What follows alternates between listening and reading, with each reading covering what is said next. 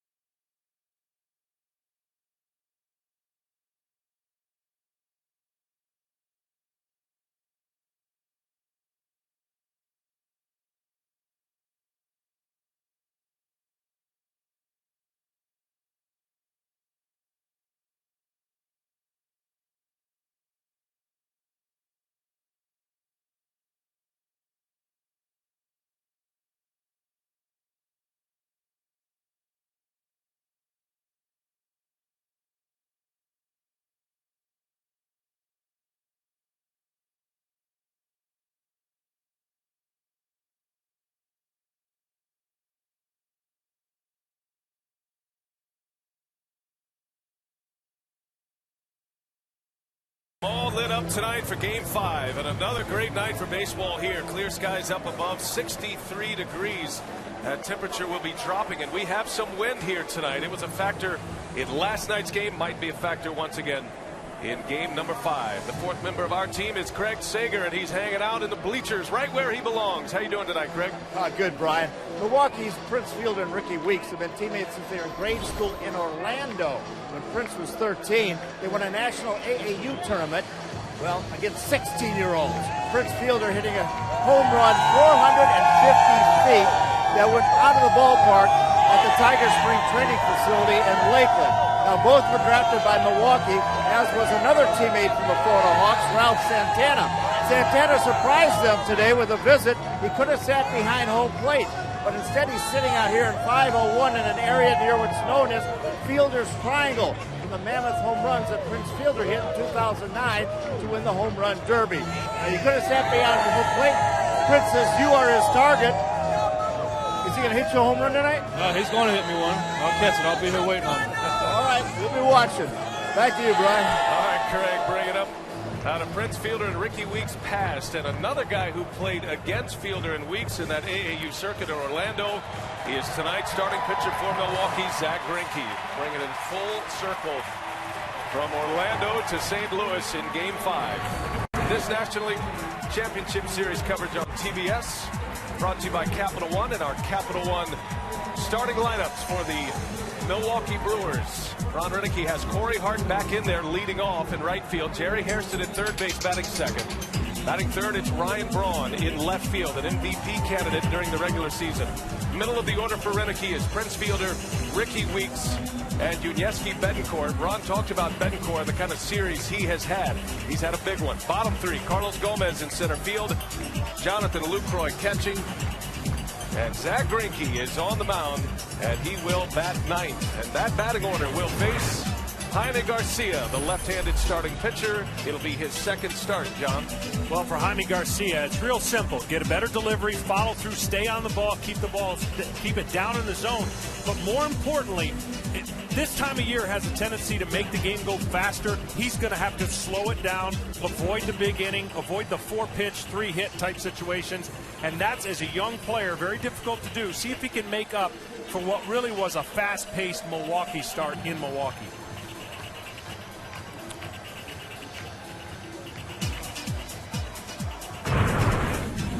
Defensively behind Garcia, you have John Jay flanked by the veterans Matt Holliday and Lance Berkman. In right field, he's back in the lineup. Freeze for Carl Punto, a fine defensive second baseman, gets the start, and Pujols and Yadier Molina. You see Yadier, a fixture behind the plate, of course, for the Cardinals in the postseason.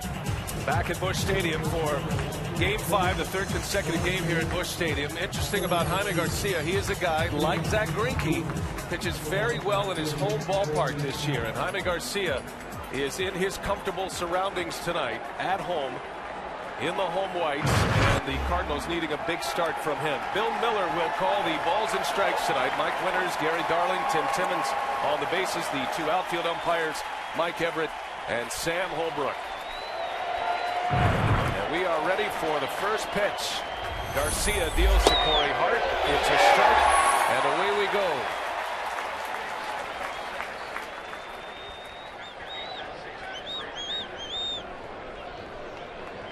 Jaime Garcia, just 25 years of age.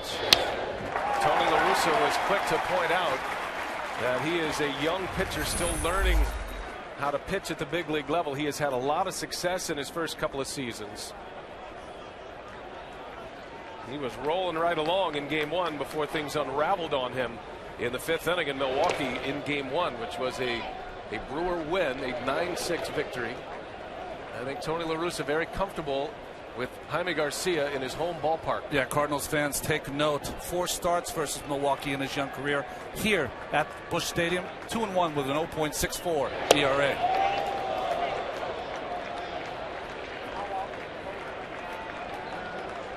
Well, the momentum swing of this best-of-7 series, it has gone back and forth. A big win for Milwaukee last night puts the pressure on the Cardinals as Garcia strikes out Corey Hart, and that's how his night begins.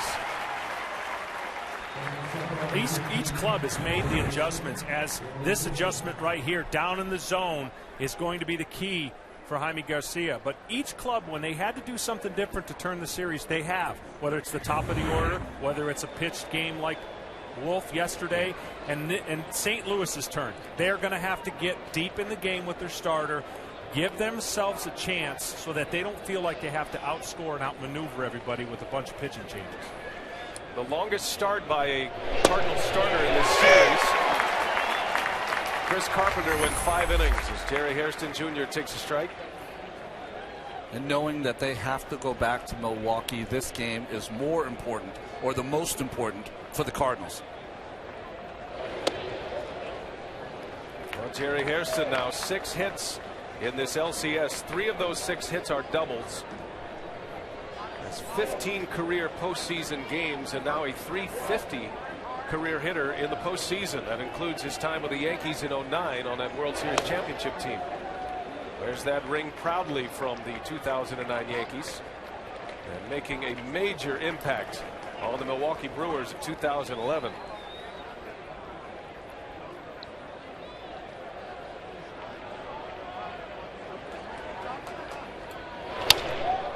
To center field, John Jay almost in his tracks. 2 up and 2 down for Jaime Garcia. You know, from start to start in a postseason, if you're fortunate enough to get more than one start, if you let your failures, they can become your greatest assets. You can learn from an emotional inning, like how in the world did that happen? How fast could that possibly happen? And then make the changes you need to make, and the mindset. It's patience. Patience, but also the urgency of each inning being a really important inning that you hand the baton off to your next guy with a little bit easier of a task. Here is Ryan Braun with 2 away.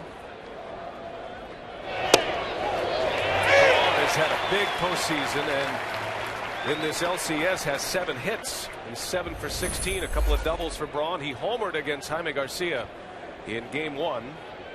That was a first inning home run for Ryan Braun, giving the Brewers the early lead. It put him ahead in the first, and he rips that one down the line. That's a fair ball, and that is going to get tucked into the corner. Braun very fast around second base, and he'll stop there. He'll settle for a double. So Braun again with a first inning hit, and a single yesterday in the first inning. Now a double here in the first with 2 away. Now 9 straight games reaching base in the first at bat. Good job of getting out of the way there by the ball person, and by the time the left fielder Matt Holliday gets to it, you could see Braun. He was turning on, thinking about third base, but intelligently going back to second with fielder up. Never want to make that third out of third. Ryan Braun has hit in 9 of 10 postseason games, and 9 straight games reaching base in the first inning, as Ron mentioned. He keeps his first inning success going as Prince Fielder will bat. That's a strike in there. This will be the key matchup for St. Louis tonight. It always is with Fielder, but especially when you have a left-handed pitcher on the mound. The Brewers have just one left-handed hitter in their starting lineup, and it is Prince Fielder.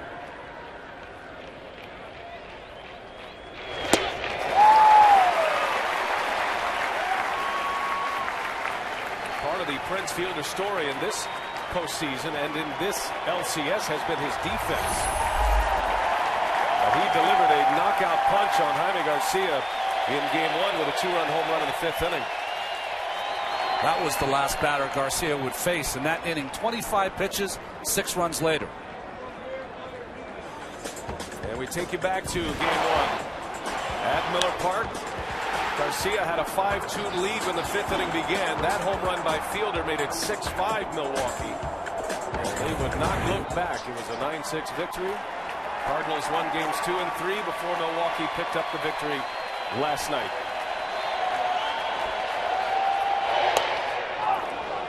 It's a catch-22 of facing Fielder, isn't it? That the slider is the pitch that he's most vulnerable to off a left-hander, but if you hang it, it's the pitch that he can hit 500 feet. Well, the debate rages on with first base open with Fielder and Pujols, as the Cardinals go after Prince Fielder with first base open. It's always interesting when you're facing a tough hitter and you get to 0-2 real quick. Sometimes you go, now what? when it should be the luxury of what you're supposed to do. But he just threw 2 great pitches to get him 0-2, and now finishing off sometimes is difficult. And a swing and a miss. And Garcia starts it with an exclamation point. He strikes out the big slugger. Cardinals coming to bat.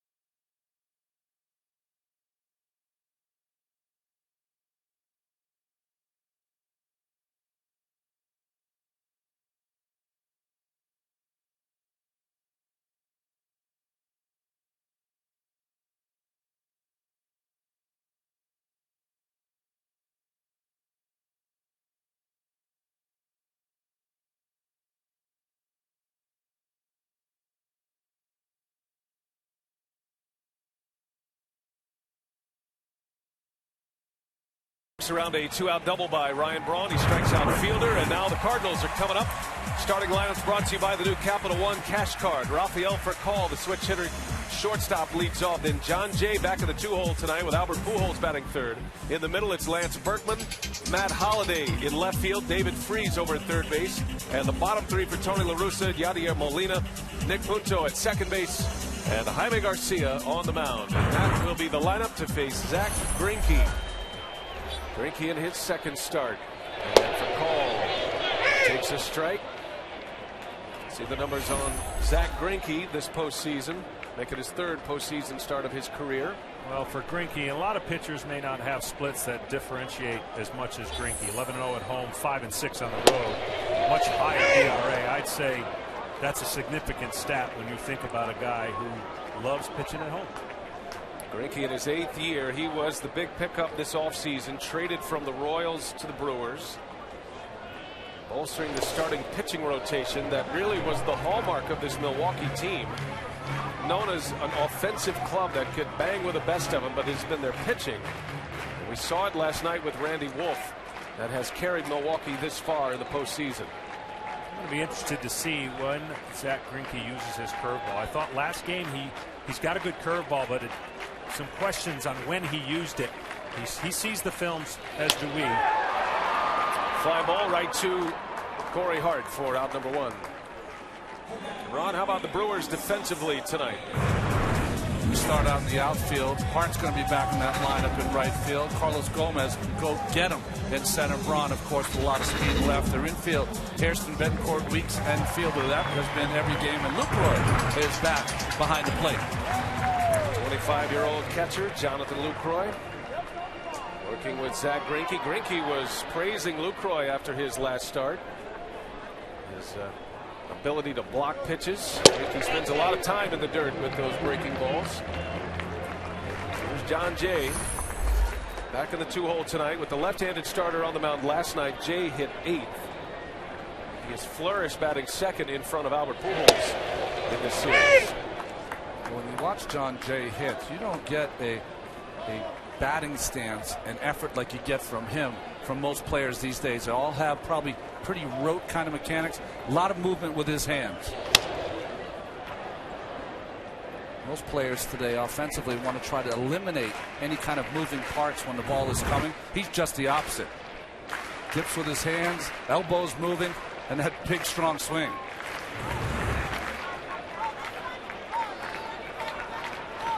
Jay hit .297 during the regular season. And it was his play in the outfield and his success at the plate that offered the Cardinals an opportunity to make an impact trade. Homie Rasmus was their everyday center fielder and the center fielder of the future here in St. Louis. But Jay played so well they were able to trade Rasmus to Toronto, rebuilding their bullpen. Picked up a starting pitcher and 2 relievers in that deal. Bouncing ball to Ricky Weeks. And out number 2 for Zach Greinke. That's the pitch right there, I think, is a real weapon for Greinke. Hard slider, looks like the fastball, down in the zone. You get a lot of results like that. Every once in a while, I think you can throw in that curveball, but this is the hard slider that looks like it's real hittable and then goes down away from the barrel. He could get a lot of strikeouts with that pitch. His curveball's more to change speeds and get him off the fastball. Here is Albert Pujols against Zach Greinke, a former MVP against a former Cy Young Award winner, and on the first pitch, right into the shift. And Zach Greinke has a quiet 1-2-3 first. Off and running in St. Louis. Game 5 of this LCS. Brewers coming up.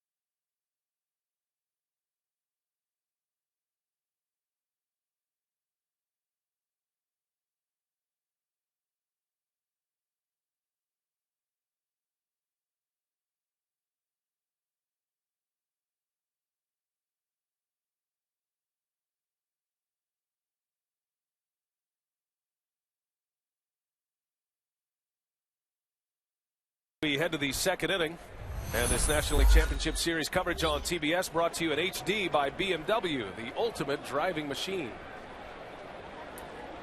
Just a beautiful night for baseball here. We had a little bit of rain for the first night in St. Louis, which was Game 3, but the last 2, picture perfect. feels like fall as we move toward the Fall Classic. Now these teams just 2 wins away from a trip to the World Series. Ricky Weeks leads all for Milwaukee. Jaime Garcia striking out a pair in the first inning, working around a 2-out double by Ryan Braun. Bouncing ball to Furcal.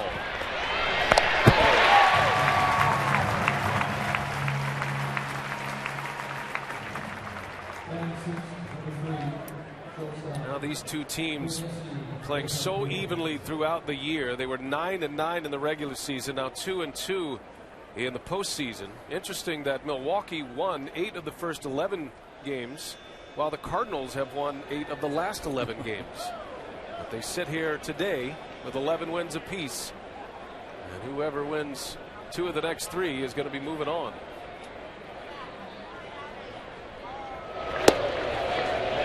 Betancourt takes a strike, showed bunt.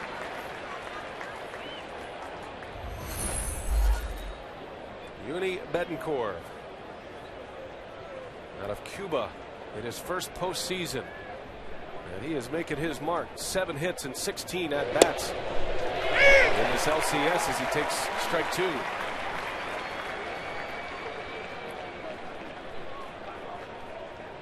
Jaime Garcia, raised in Texas, born in Mexico.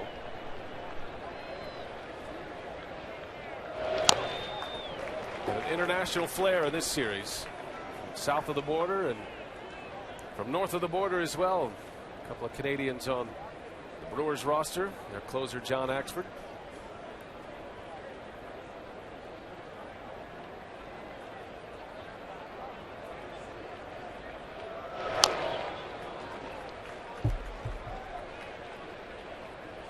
Well, when you look at Jaime Garcia, and I say today he's got good balance, a little quick step with his feet, and then he just pauses, just a little pause, and then the ball comes out.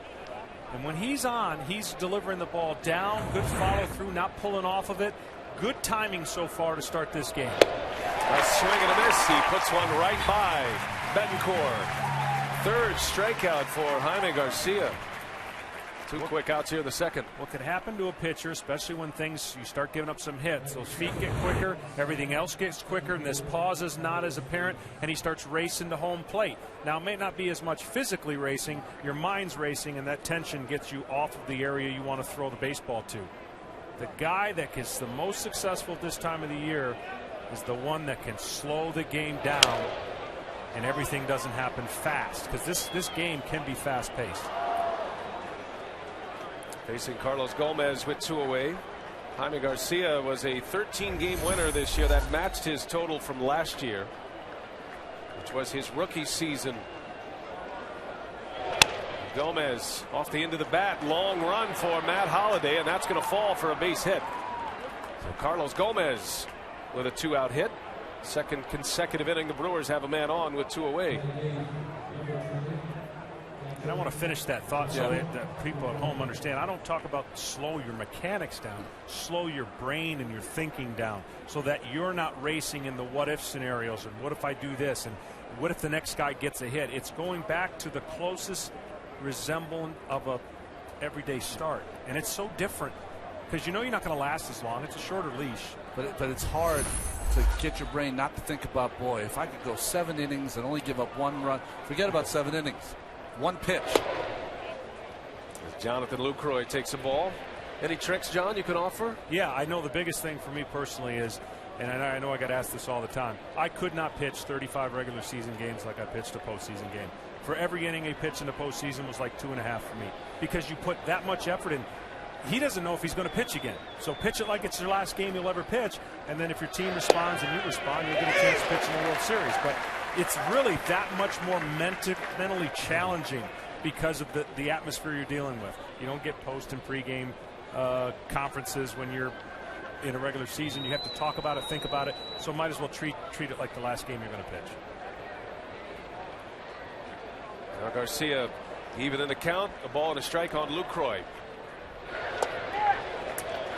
One thing we've seen in this series, the Cardinals have been able to shut down the Brewers running game, not just with their terrific catcher Yadier Molina, who's one of the best throwing catchers in the league, but their pitchers have done a nice job getting the ball to the plate quickly.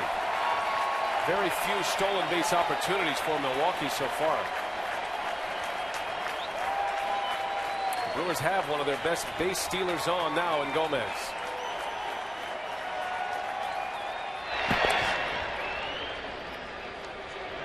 You can almost sense a little frustration in Ron Renick today, the Brewers manager, talking about the running game. He's an aggressive manager. He wants to put players in motion.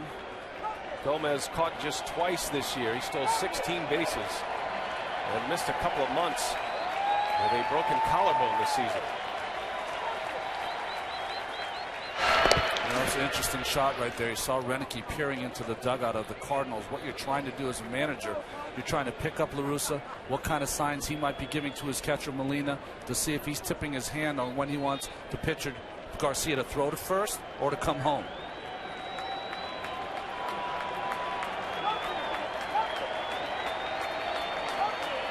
He takes off. Pujols cuts it off. Throw to second, and Gomez is out. That will officially go as a caught stealing as Garcia gets Gomez on the run. And the running game continues to be a non-factor for the Brewers.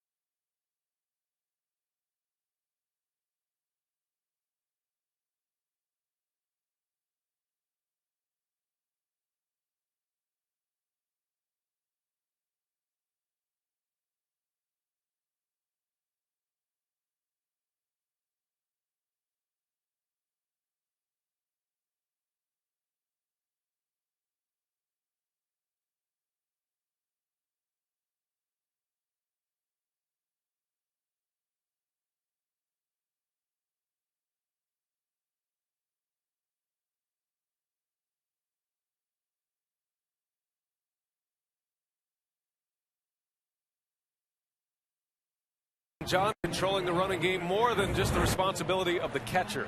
Oh, this is great. Watch how far he comes out to get it. He's not going to throw him out at second if he doesn't come this far, cut off the angle, because you know Gomez is trying to get in the way of Furcal. And I think what he's going on first movement, and you see Albert does it as good as anybody, really aggressively going out there to get the ball so they can cut him down at second. 16 steals for Gomez this season, only 2 against left-handers. He still hasn't learned the art of stealing against lefties, really only goes on first movement. That was the Brewers' first stolen base attempt of this LCS, and it ends up as the final out of the inning. Lance Berkman leads off for St. Louis, named yesterday as the comeback player of the year in the National League. And Jacoby Ellsbury winning the comeback players of the year. And this is the matchup I think everybody's anxious to see. They were talking about it on the On Deck show prior to the game, but the Greinke-Berkman matchup Berkman, a fastball hitter.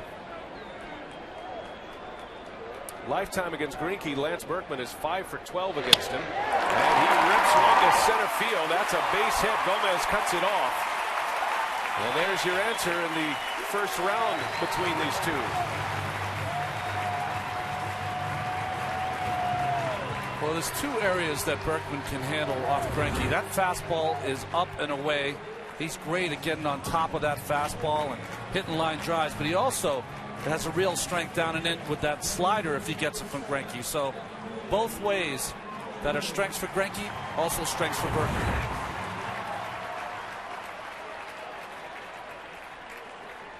First hit for the Cardinals. And now Matt Holliday. Cal Ripken was talking about the matchup between Berkman and Greinke, and also Matt Holliday. But Berkman specifically sitting on the fastball. He can hit anybody's fastball. And, he sits on that Greinke fastball that is not as it was in '09 when he won the Cy Young Award. That was the 96, 97 mile an hour fastball. He's comfortably around 93. That one's hit pretty well to right, but Hardy is there playing deep. And there is the first out of the second inning. Looks like Holliday started to get some of his power back. We saw it last night, and he drives that one to right field despite the out. I will say, though, watching that ball at the bat of Holliday, a little different wind patterns than we had last night. Ball carrying much more to right field last night. Much windier night tonight, but a different kind of breeze blowing here at Busch Stadium. Holliday took advantage of that jet stream to right last night with a home run. His first of the postseason. Here's David Freese. Speaking of guys who can handle the fastball, David Freese is handling everything right now in this postseason. I like the way Zach Greinke has come out and established his fastball slider. No curveballs yet. The Cardinals got a ton of hits, it seemed like, on curveballs and did some damage with it. I'm not saying he's not going to throw his curveball, but he's establishing his fastball early on in this game. And Freese is hit by pitch. Greinke drills him. And the Cardinals have 2 on. Right here, he's not wanting to do this, and he showed some displeasure. You want to make him aware of the fastball inside. You need that pitch to be effective. You didn't want it to be a hit by pitch and get him on first. I always feel that good pitchers, when they hit a batter, when they're trying to come in for a strike, it's because they're not committed 100% to throwing that ball in for a strike. Now 2 on with 1 away. Yadier Molina, the Cardinal catcher, at the plate. St. Louis has not had a hit with a runner in scoring position in 2 games. They're 0 for their last 15. Got to go back to game 3 to find their last hit with a runner in scoring position.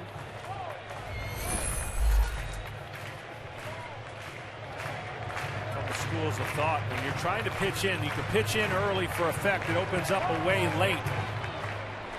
Cardinal rule usually is never get beat in late in the game. Your stuff's not as good, your location's not as good. Take advantage of it early when you have everything going and set up that effectiveness.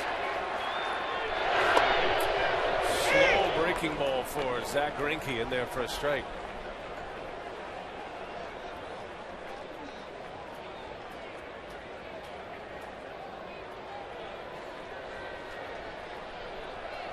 The Brewers are set up to turn 2 here. Molina trying to give the Cardinals the early lead. And he hits one hard right field, way back. Hardy is back, reaches up, and it is off the wall. Berkman on his way to the plate. He'll score. Molina with an RBI double. Narrowly missed a home run. And it's 1-0 Cardinals.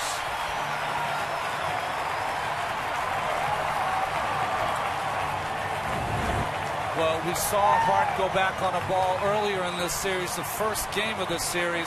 This one he goes back on, trying to time his leap, gave a great effort to almost come up with this baseball, just eludes his glove and bounces off that fence in right field. Just missed it. And a great job by Gomez in his hustle, because this would have scored 2 runs for sure if he didn't come over and get the ball that bounced off the fence. Great job not just watching the play and going where you needed to be, keeping it to just one run.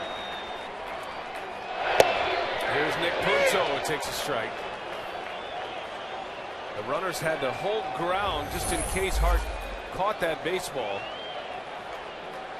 Gomez flying across the outfield to pick up the ball off the wall.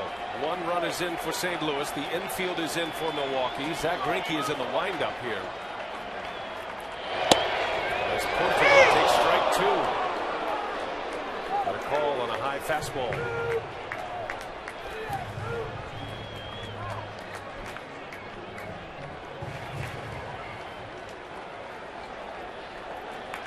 Punto quickly down 0-2, but he has been outstanding. Runners on third. Here, second and third, but third and less than 2 outs. 8 out of 10. He's gotten them in. Oh, we've seen this a few times. As we look at this replay again, and I want you to focus on Gomez when you see him come into your picture. This is a great effort, and the ball bounds away, but Gomez is right there quickly on it, making the cutoff so that he could hold the runner from first scoring. One of the things here with the infield in, the pitcher is out of the windup. He feels most comfortable in the windup with his rhythm. That's his best chance for making pitches. But it also gives the runner at third the best chance to get a bigger jump if they are going on contact. And more than likely they will be going on contact because the pitcher's on deck. We got the Cardinals in the 8th spot of their batting order with Punto. Runners driven in from third base, less than 2 outs. The Cardinals 2 for 8 so far in this series. The Brewers have had a lot of success in spots like this. As Lucroy blocks and keeps Freese at third base. That's what Zach Greinke was referencing after his last start. He was praising his catcher and talking about how many runs he has saved for him already in this postseason. And the confidence to be able to throw a pitch in the dirt when you have a catcher who will get down and block it. Well, he only throws this ball 55 feet. Great job by Lucroy to get almost just his arm over there to take it off his arm to keep it in front.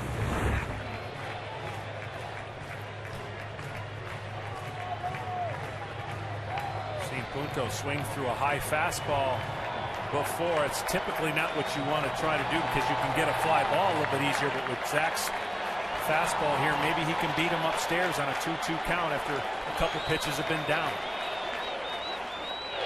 Punto and a caught by Hairston. A stretched out play by Jerry Hairston. Well, Punto hit that right on the nose. Hairston lays out. And the second out of the inning. Well positioned in, and Hairston's already made some great defensive plays in this series so far. Positioned perfectly with the dive and comes up with a great play for Greinke and the Brewers. I thought for a moment you saw the ball, the snow cone effect, and Punto's reaction at the plate. It looked like that ball popped out for a moment, but Hairston able to secure it for the out. And now a way out of this inning for Zach Greinke is Jaime Garcia goes right between the legs of Hairston. One run is in, and the throw to the plate, another run scores. Molina ran into Jerry Hairston. He was going to score anyway. Between the legs of Hairston, the Cardinals have a 3-0 lead.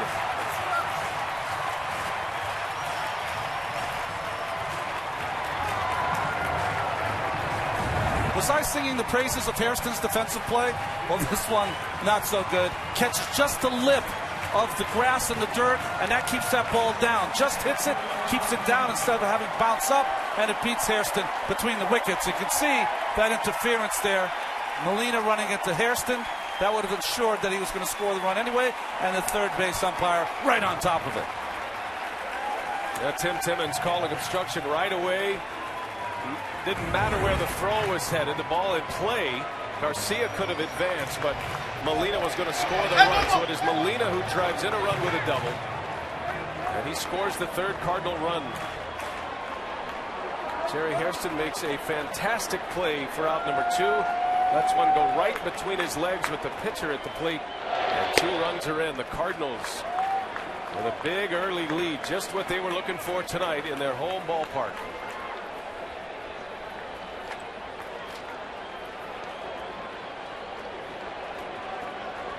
Raphael for call with 2 away. And Greinke will play it off the top of the mound. Side retired by a productive inning for St. Louis. And a defensive blunder for Milwaukee. 3-0 Cardinals. We go to the third.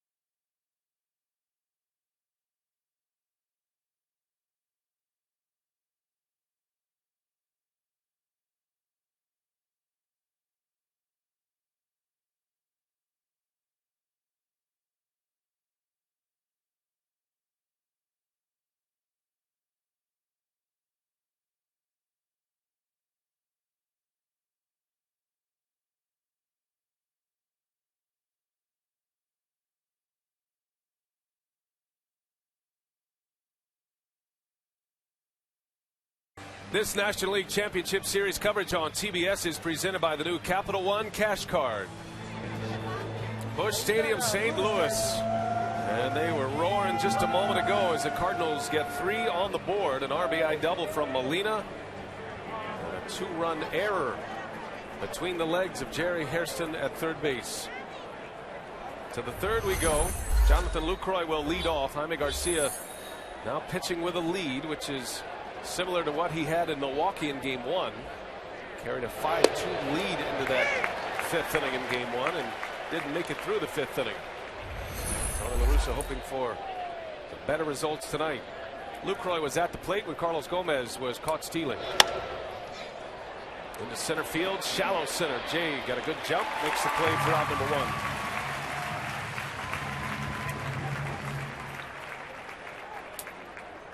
Now a reminder to catch all the action of the 2011 Major League Baseball World Series beginning Wednesday, October 19th. Join the World Series debate at MLBFancave.com and follow the action on Twitter with the hashtag World Series. Legends are born in October.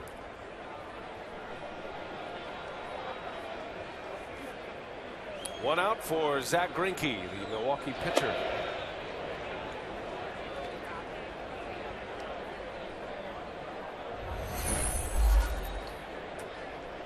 Greinke thought he had pitched out of an inning in the second.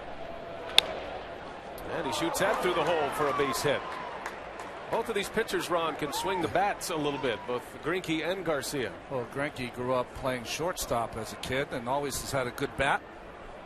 And came to the National League this year and has no problem in that 9th hole. That's Greinke's first hit of this LCS. He was 0 for 3 first time around. And now back to the top of the order in Corey Hart.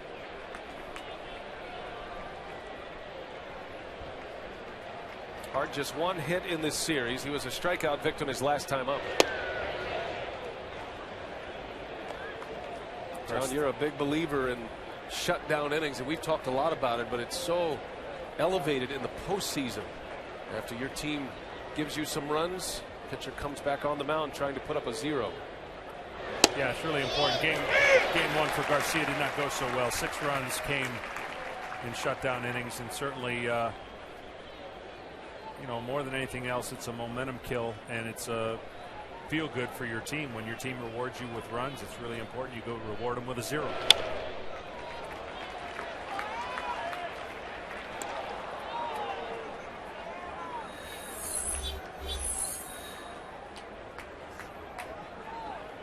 Garcia burst onto the scene last season, 2010. He had Tommy John surgery, the ligament replacement surgery in 09. He missed the entire season. Finished 3rd in the Rookie of the Year voting last year, and he followed it up with a 13-win season this year. But a career high in starts, a career high in innings pitched, 32 starts, 194 innings. Tony La Russa liked the fact that he was 3-0 in the month of September. Hart breaks his bat. That is falling fast, and that's down for a hit. Greinke on his way to 3rd. The Brewer pitcher taking the extra base. And here comes Milwaukee. Back-to-back hits with 1 out. And now they'll bring the tying run to the plate in the 3rd. Well,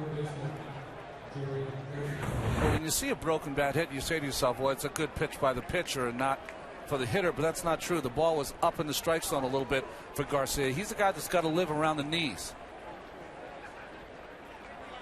Greinke with a great read and good speed. He can run for a pitcher. Gets to 3rd base on that hit. I think after running from 1st to 3rd, he'd be warm, but he got cold by the time he got to 3rd. He was running so fast the wind speed got to him. Jerry Hairston. Well, you know, Hairston would love to redeem himself after letting one go between the legs. 2 runs scoring for the Cardinals.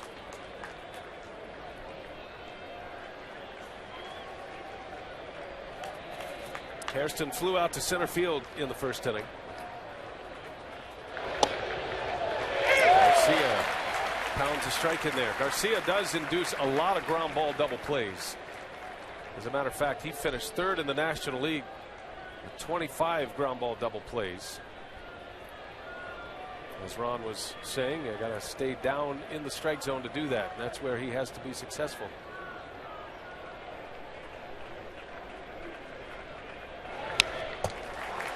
One and 2. He goes upstairs, and Hairston a big cut.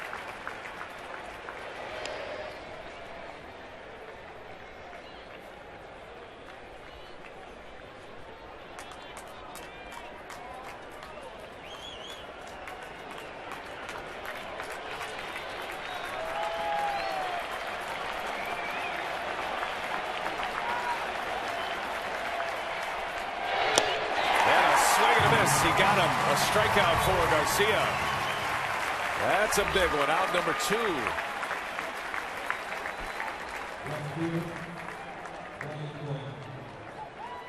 Ryan Braun coming up. And here's the best in the game, brought to you by the Audi A8. Ryan Braun, Brewers postseason hits leader, had a base hit double in the 1st inning. Now 22 hits. Looking at Brewers franchise history here. Matches Paul Molitor and Robin Yount, a couple of Hall of Famers.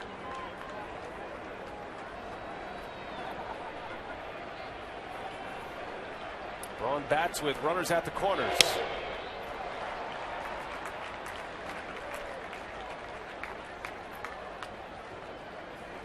Well, like Robin Yount, Ryan Braun hoping to play his entire career in Milwaukee. Had 5 years left on a contract. That was extended this year by 5 more seasons. So it was all said and done, a 10-year deal for Ryan Braun. They'll keep him in a Brewers uniform until his late 30s. Well, you saw that right there. 0 for 22 with 2 outs. 2-out runs are always big at any time in a game, but right there, that's a number you don't see Milwaukee have too often. Greinke, the pitcher, at third base. Corey Hart at first. And Braun gets sawed off. Pujols on the run. Foul territory. Makes the catch. Oh, what a play. Albert Pujols. The Gold Glover at first brings one in to end the inning and end the Braun at bat.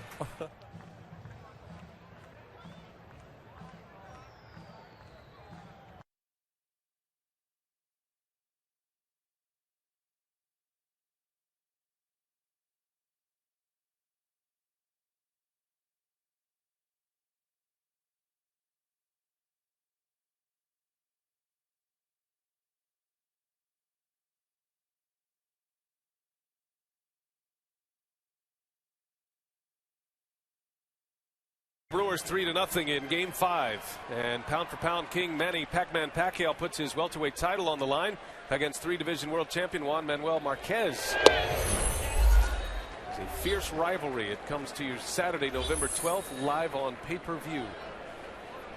And a rivalry here as well, division rivals, the Brewers and the Cardinals. As John Jay slices one of the seats. Ball and a strike on John Jay starting this third inning. Cardinals getting 3 runs on 2 hits in the second. Costly error in the second inning by Jerry Hairston. Jay had a 3-hit game in Game 2, scoring 3 runs ahead of Pujols, and a flare. Betancourt is back, and Betancourt makes the catch. Wow, 2 outstanding over-the-shoulder plays. Betancourt and Pujols on the highlight reel already. When you watch a shortstop make this play, he doesn't even look at the baseball. He runs to a spot, picks it up over his shoulder. At the last minute, sticks out that glove. What a fine play by Betancourt on the full run.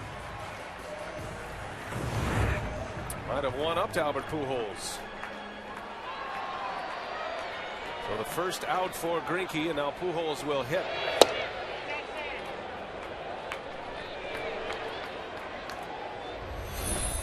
Albert with a tremendous catch. It was in foul territory, but it ended the at-bat of Ryan Braun and ended the inning for Jaime Garcia.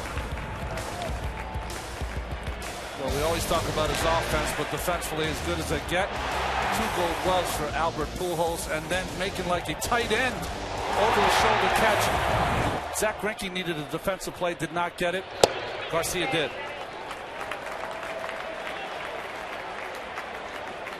Greinke falling behind 3-0 on Albert. Twice a Gold Glove winner at first base.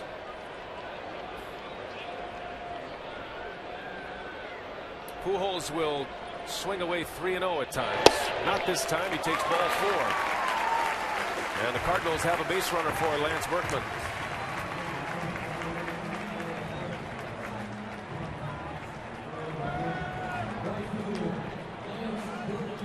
Berkman had the first Cardinal hit last inning.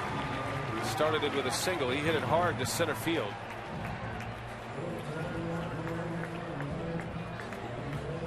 What a comeback it was for Lance Berkman. Last year hit .248, just 14 home runs and just 58 RBIs.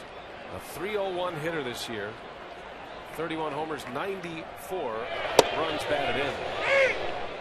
Breakout year for St. Louis, and had such a good year that the Cardinals signed him up to another one for next season. He'll be back in Cardinal red next year. Impressive numbers against Zach Greinke.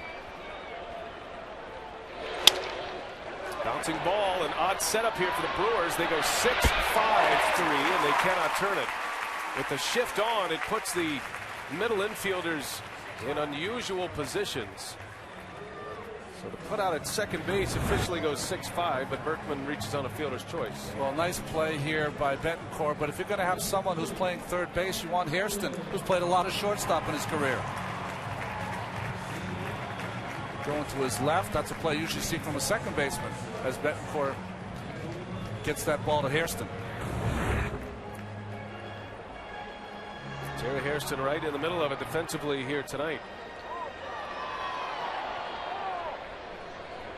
Matt Holliday with a runner at first. 2 men are out now. Talk about whether or not the hand has been an issue, and the numbers sure beg that it has, but I'm Milwaukee. I'm pitching him in to see if he can turn on a ball and hit it with power that way. All his damage and a lot of his hits are gone to the right side of the field because of the shift on the ground, and then of course the home run that carried out in right field right around the pole. He's also had some breaking balls down that he's been able to reach out and stay back on, but that ball inside has been too much for him to handle so far.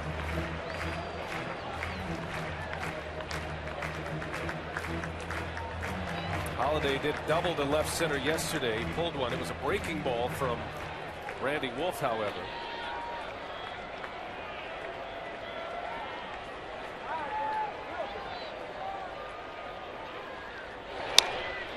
And he looks a tad late in the count at a ball and 2 strikes on Matt Holliday.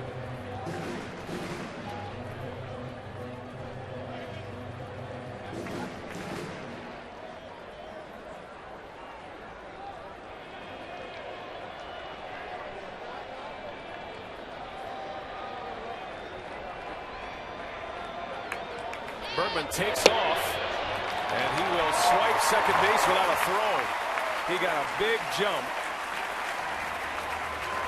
And a stolen base for Lance Berkman. Sneak attack. Well, that's just the pitcher kind of falling asleep on watching the runner and keeping Berkman close, just concentrating on the hitter. And Berkman knew it, took off before he even started to the plate. Berkman had just 2 stolen bases during the regular season. Puts himself into scoring position. And a 2-2 count on Matt Holliday. Grounder out to Betancourt. He winds it up. And the side is retired. A scoreless inning for Zach Greinke. 3 in the books. We're on our way to the 4th. Garcia back to the mound.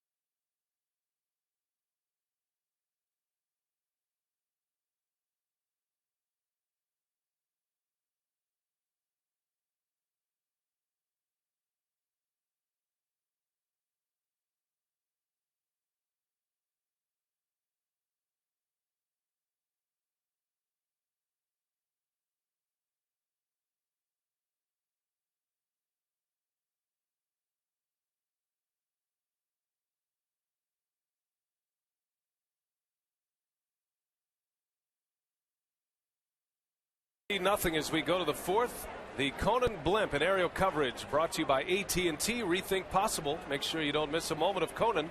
All new weeknights only on TBS. Hey, you know that thing is big, orange, and full of hot air. You know what that reminds me of? What's that, John?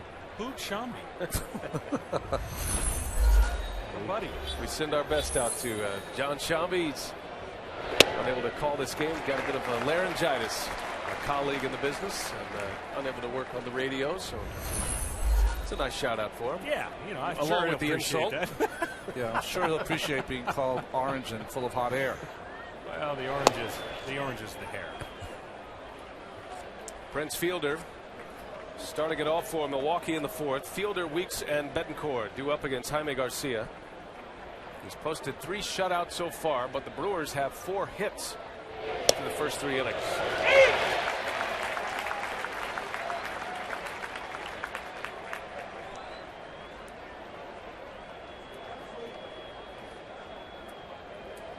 Fielder was at the plate with Braun at second in the first inning, and Garcia struck him out.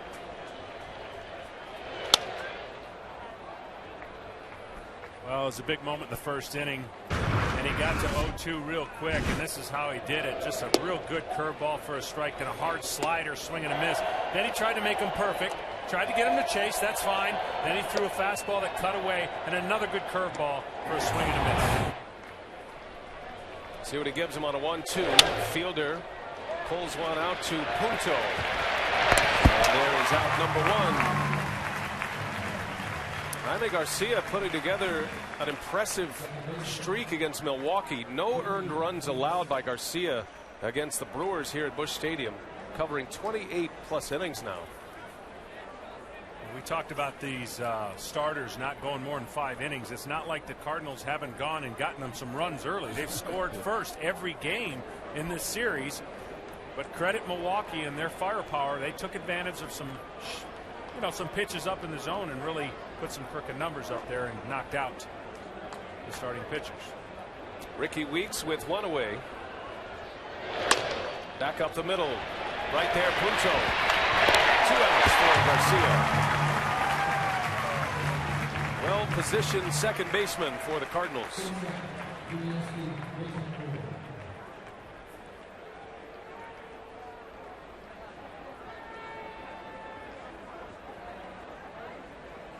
Garcia to face Uni Betancourt now. See the numbers home and road against Milwaukee. His 2 road starts in 9 innings, giving up 16 hits total, and still has that scoreless inning streak going. As Betancourt lifts one in the air to left, Holiday is back. And this is going to be a quick inning for Jaime Garcia. 3 up, 3 down. To the bottom of the fourth we go.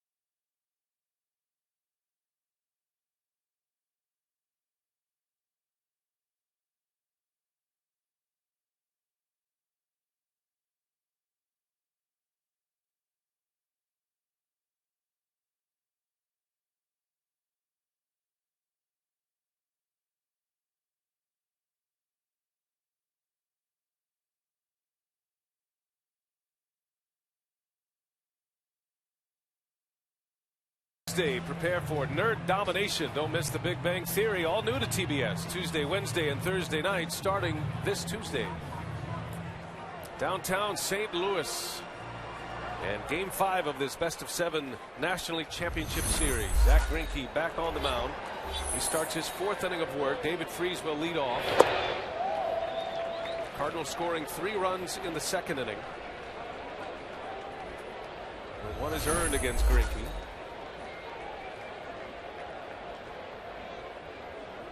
Freese was hit by a pitch his last time up, and he scored the 2nd Cardinal run.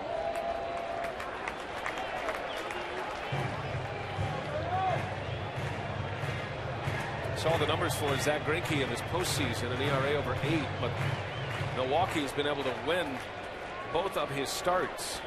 Greinke was the winning pitcher in his start against St. Louis. As Freese drives 1 to right. 9 hits for David Freese in this LCS. Well, moments ago we spoke with Brewers manager Ron Roenicke as it's time to talk. Brought to you by Charles Schwab. Now, Ron, so far in this game, what are you seeing from your starter, Zach Greinke? Well, he's got a good fastball today. Locating it okay. I think he needs to probably change speeds a little bit more. But throw that slow curveball and try to get him off balance a little bit. Ron, heck of a try by Corey Hart, giving up his body there in right field. Might be even a better play by Gomez to back it up.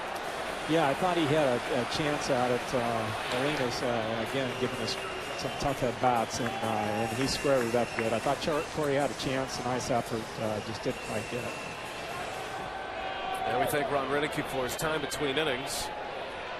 Molina is back in there after that RBI double. Cardinals with a leadoff runner at first.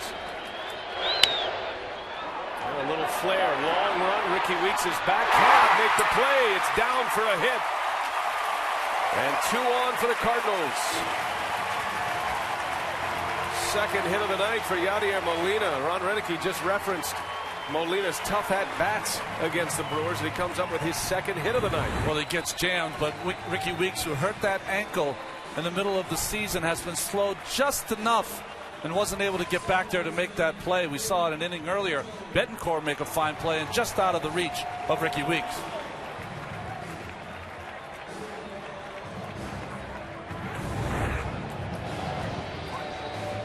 The Brewers defense getting exposed a little bit here tonight.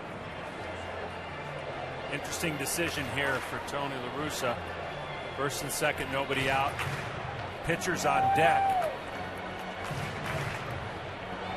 Typically, you wouldn't bunt the guys over for your pitcher on deck, but with a 3-0 lead, maybe you put a little more pressure on the defense in Milwaukee and try to get runners on 2nd and 3rd. See how he plays it. Punto lined out. He hit a shot to Jerry Hairston back in the 2nd inning. Hairston made a great play on that line drive, a diving catch. Punto is bunting, and Greinke, who is breaking toward 3rd, recovers to get the out. Very interesting move here. A sacrifice bunt from an 8th place hitter in the National League lineup. You rarely see that. And now the pitcher Garcia is up there to drive in some runs. You know, we talked about that both managers are taking some chances in this series to get as many points on the board as they can. You usually wouldn't do this. Perfect bunt here by Punto. Greinke is such a great fielder. He was breaking the 3rd base like you're supposed to try to get the force play. Tells you really what La Russa thinks of Garcia and his ability to handle the bat. It's Garcia who hit the smash in the 2nd inning between the legs of Hairston. Certainly got to be heads up for a squeeze bunt here. Garcia takes one inside. Jaime Garcia had a home run earlier this season against Milwaukee. That came against Sean Markham. Drove in 6 runs during the season, 3 of them on 1 swing of the bat at Miller Park. Once again, out of the windup, the runner can get a little bit bigger lead, even if there is a squeeze or safety squeeze put on. The runner at 3rd can kind of walk down the line, and he's started then stopped, and the pitch out comes, and La Russa steals a ball from Zach Greinke with that move. telling his third base coach, Jose Oquendo, want Freese to keep faking like he's coming in. Good fake, gets back, and as a pitcher, you're taught what, John, when a guy breaks from third? Well, you're taught to throw it, up and in, and the catcher will get it, but I just don't like the pitcher out of the windup here because too many things can happen. Garcia swings away, bouncing ball. Betancourt's only play is first base, and Jaime Garcia cashes in the sacrifice bunt. 4-0 Cardinals.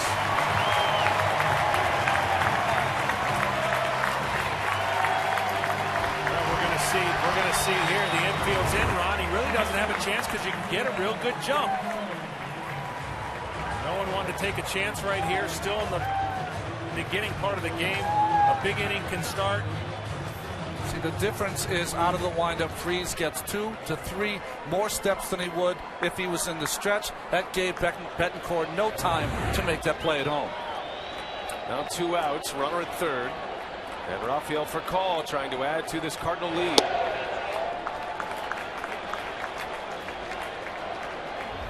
Furcal in a slump here in this LCS. He has just 1 hit in his last 16 at-bats. He's 0 for 2 tonight.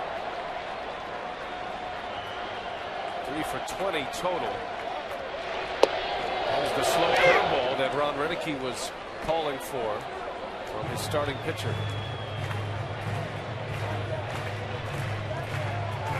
I know why you don't like that pitch now. He telegraphs it. He lets the hitter know. He slows his entire body down before he throws that pitch. It's an odd game for Greinke. He does not deserve to have given up 4 runs. Obviously, the error, 2 of them. A play just out of the reach of a glove, and that's the way it can go for a team when baseball is so much a game of inches, and it's a 1-0 game in my mind if the third baseman can make that play if it doesn't hit the column. Now Greinke trying to keep it from a 5-0 Cardinal lead. The 1-2 for call. Just able to get a piece.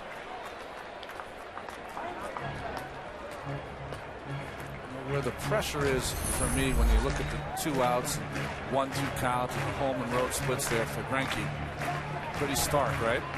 Is that with the runner on third, I don't know if it takes away that good hard slider in the dirt, but you got to be a little more careful that it doesn't elude your catcher.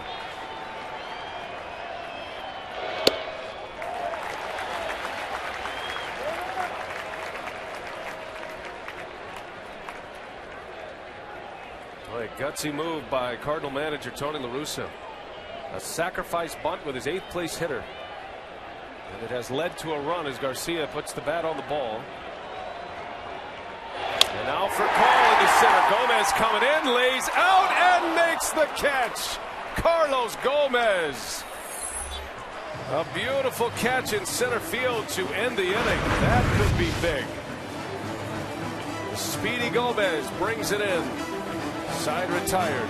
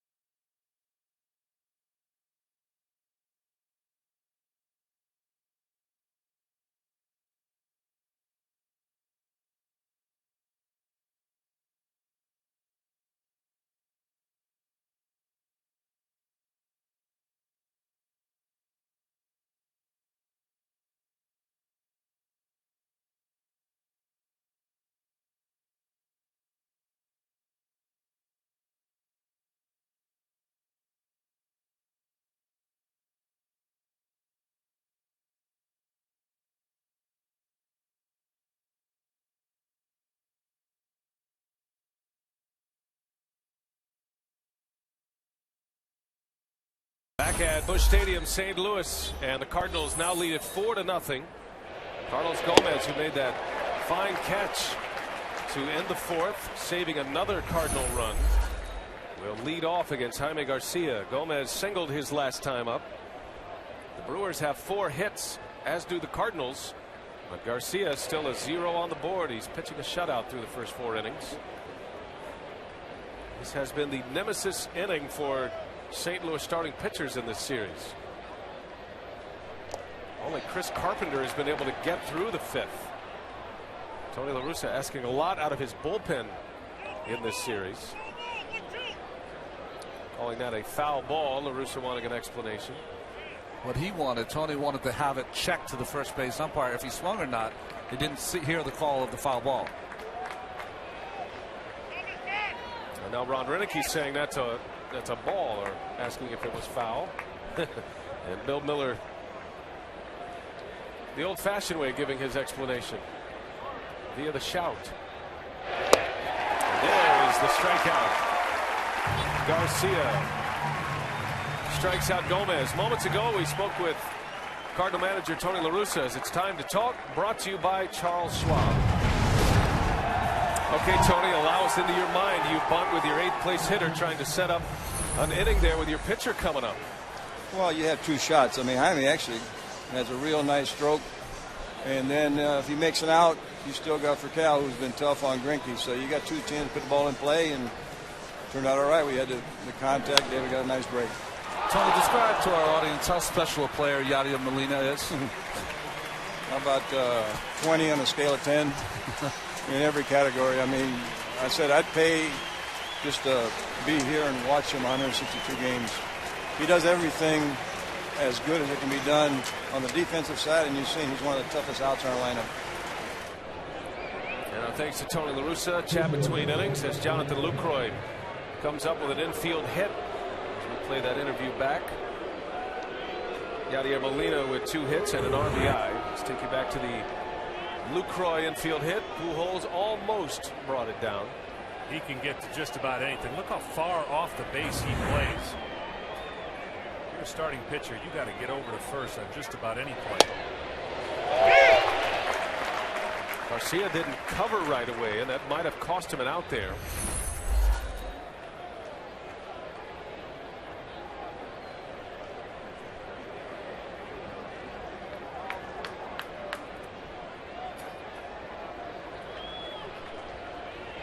Greinke drops a bunt down. Pretty good one. Garcia makes the play for out number 2. That'll be a sacrifice bunt for Zach Greinke. And the Brewers looking for a 2-out run producing hit as they go back to the top of the order.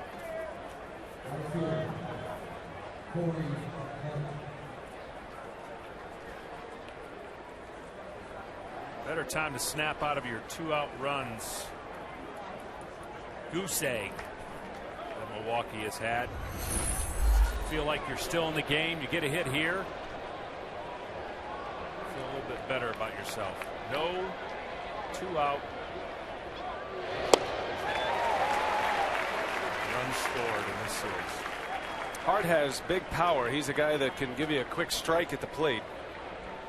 He's 5 home runs against the Cardinals this season. That's the most in the majors against St. Louis.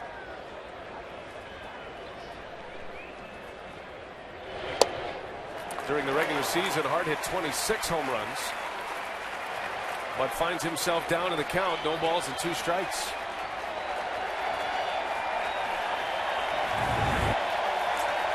Well, he's been painting that bottom of the strike zone all game long so far. Hart thought it was down.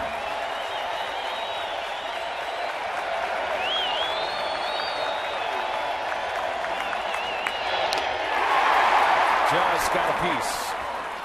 A foul tip off the bat of Corey Hart. Count remains at 0-2. Got a piece of Yadier Molina as well. Well, that's one where the catcher has his hand out to catch that ball, and it's ticked. And what happens is that it changed direction, and it catches the catcher's thumb. See how that goes down, and it just catches the catcher's thumb right on the bottom of the glove.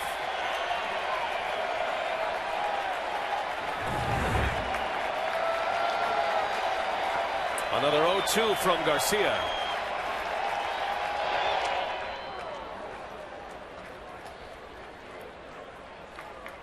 Tony La Russa saying he'd pay to watch Yadier Molina play. He does everything well. Such a good catcher behind the plate. Not only does he block balls, but he throws exceptionally well. Can handle that young pitcher.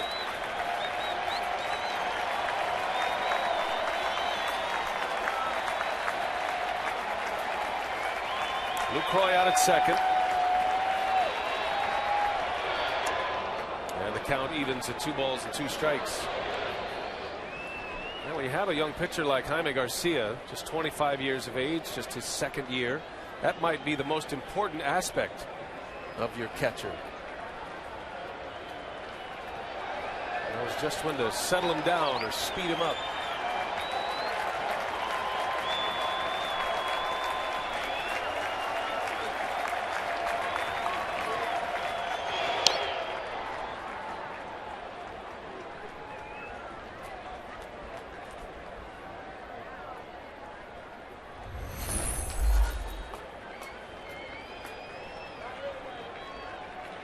Brewers did some damage in the 5th inning. The first 4 batters reached on hits. Fielder hit the home run that knocked him out. 3rd time through the batting order here in the 5th. And it's 3-2. Had him 0-2, and now it's full.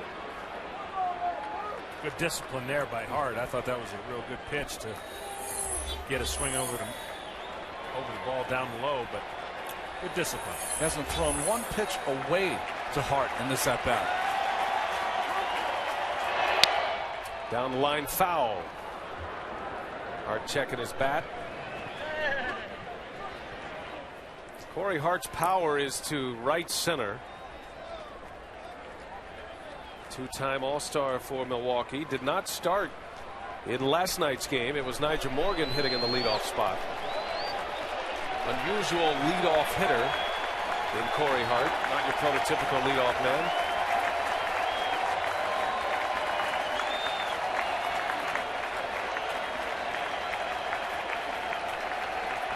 Here comes the payoff pitch, and Hart sends one to left center. A base hit. Jonathan Lucroy around 3rd, and he will score as Corey Hart puts the Brewers on the board.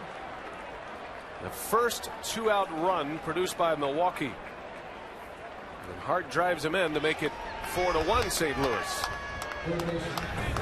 This is the only pitch of the at bat that got up down over the middle of the strike zone. He was able to elevate it over the shortstop.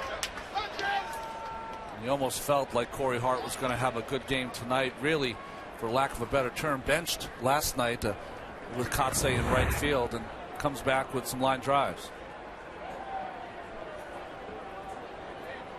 Hart 2 for 2, or rather 2 for 3. Had 2 hits his last 2 times up, and this is exactly what Milwaukee wanted to see. Early activity in the Cardinal bullpen as Octavio Dotel starts to get loose. Tony La Russa told us earlier today he wasn't going to go too quick with the hook, but if runs were coming in, that's when he would make a decision. A 4-1 lead as La Russa sticking with Jaime Garcia. Runner at first for Hairston, and there's a base hit to left. Jerry Hairston on the first pitch. The 3rd hit of the inning. And the Brewers will suddenly bring the tying run to the plate in Ryan Braun, and decision time for Tony La Russa. It's exactly what happened to him in Garcia's first start, is that Garcia was sailing along after he gave up the 2-run home run to Braun in the first. Then he went 3 2/3, pitching really well. And the next thing you know, the next 25 pitches have produced 4 runs. Hard to get your reliever up and ready in time when it happens this quickly. So here is Ryan Braun, who doubled off Garcia in the first inning. Albert Pujols made a great over-the-shoulder catch on Braun to end the 3rd. 2 on, 2 out. Tying run at the plate for Milwaukee.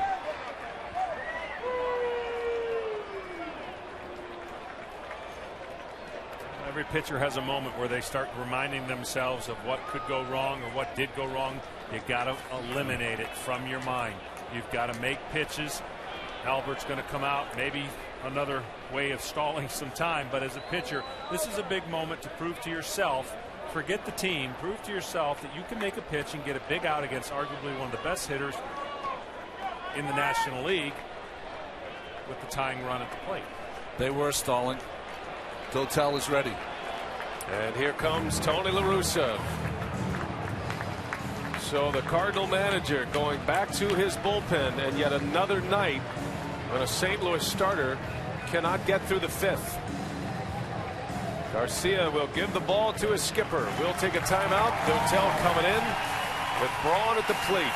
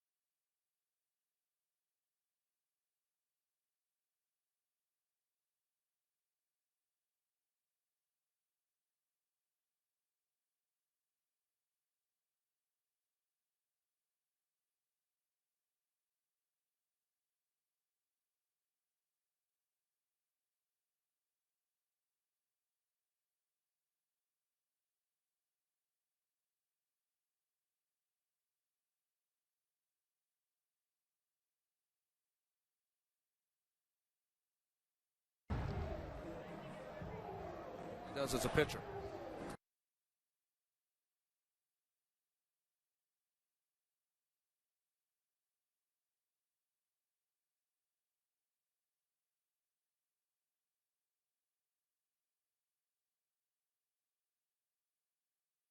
Now it's time for a Bank of America game break.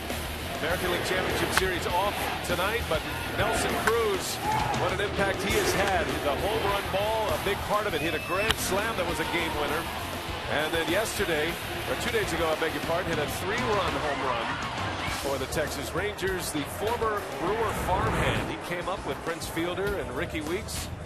Nelson Cruz with 5 home runs in the American League Championship Series, just a 5th player in postseason history with 5 home runs in a series. Game 6, Rangers-Tigers, Saturday on Fox. That'll be on at 8 p.m. Eastern.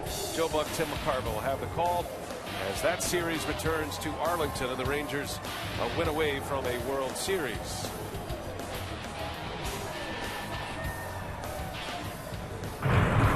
So a pitching change, a common theme for Tony La Russa in this series. Octavio Dotel taking a lot of time between pitches here. I think the big question is, he ready to come into this game? He didn't have much time to get loose to enter this game. Well, you got to go on experience. I know you know your body, but I saw about 8 firm pitches in the bullpen. It might have been more, but that's what I saw. Just sometimes you have to come in the game prematurely, and you use those pitches you'll warm up with will be the pitches that you would have had in the bullpen. Well, pretty not shocking move by Tony La Russa, but Garcia pitched well. You know, it might be the first time we've ever seen a manager have more confidence in his pitcher as a hitter, not a pitcher, because he took him out in this big situation. Great point. Garcia drove in the 4th run for St. Louis. So here is Ryan Braun with Dotel on the mound. 2 on, 2 out in the 5th inning. Still maintain. I mean, St. Louis has defied every law of baseball to get here. Let's just say they improbable at best, but this formula certainly, you can't imagine if it continues like this, it bodes well for him, because this was a game that easily Garcia could have given him 6-7 innings. He was 1 out away from giving him 2 more innings.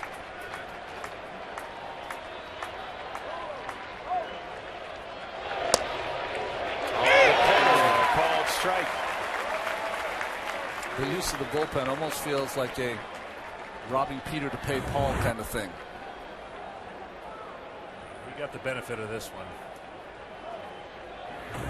Now there is a day off in this series tomorrow. This league championship series will resume on Sunday in Milwaukee. So La Russa will empty it out here today, but he's going to ask 4 1/3 innings from his bullpen tonight. Ryan Braun lifetime against Octavio Dotel is 2 for 9. In a big spot for the Brewers. 2 on, 2 out. Got the corner again. A ball and 2 strikes. Dotel finding the spot. That's a story the bullpen has already covered 17 1/3 in this series. And start adding to it from now on.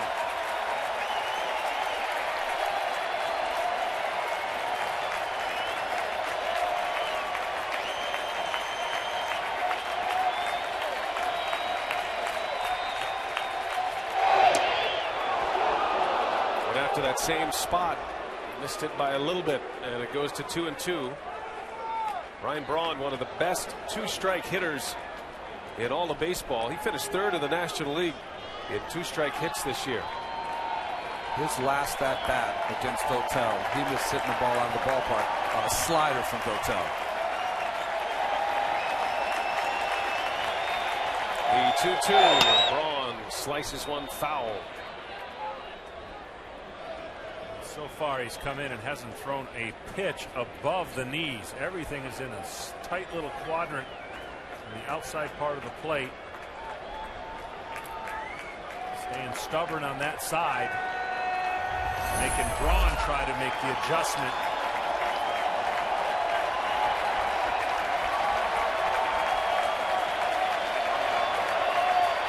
Another 2-2 and a swing and a miss. Dotel strikes out Braun. The bullpen delivers again for the Cardinals. Could be the ball game right there. Brewers strand 2, 4-1 St. Louis.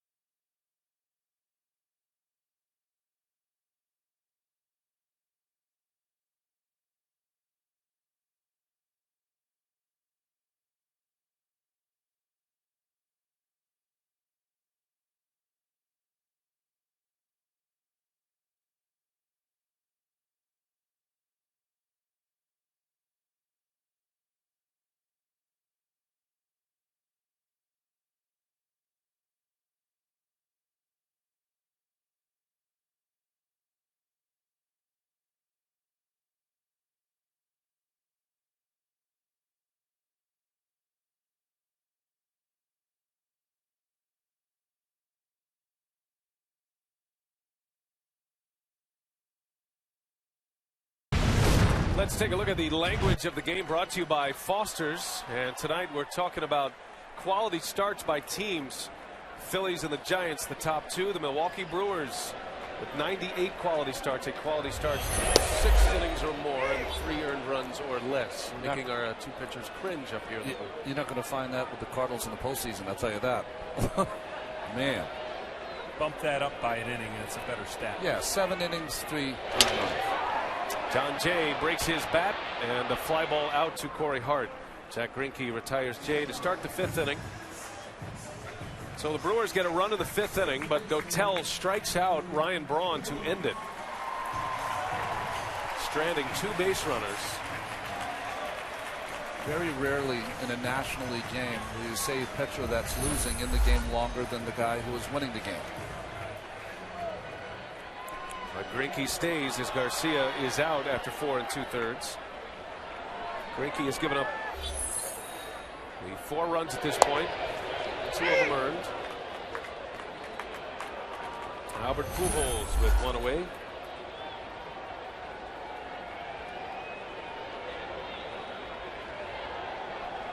Pujols walked his last time up.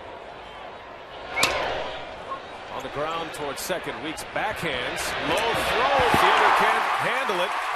And it will bounce into the dugout.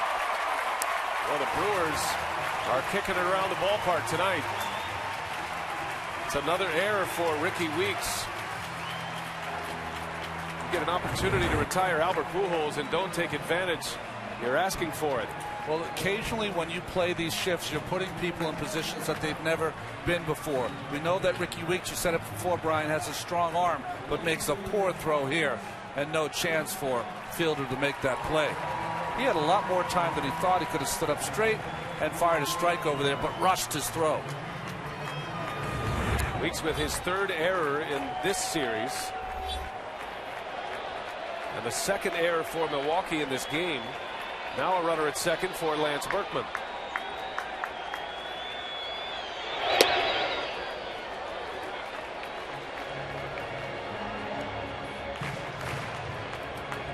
Berkman singled and scored in the 2nd. He reached on a fielder's choice in the 3rd inning. Actually stole a base in the 3rd. Brewers go right back to a defensive shift with 3 infielders playing in the pull position against Berkman.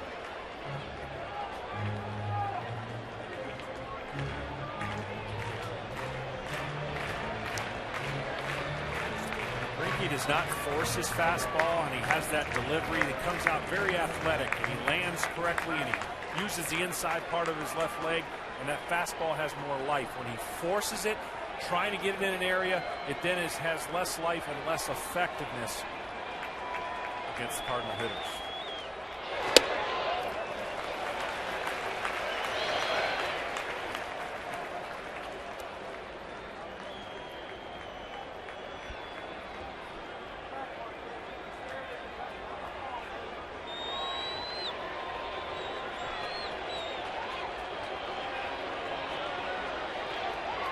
Two balls and a strike on Berkman. Pujols at second, and Berkman into center field. Gomez is over. He's got it for out number 2.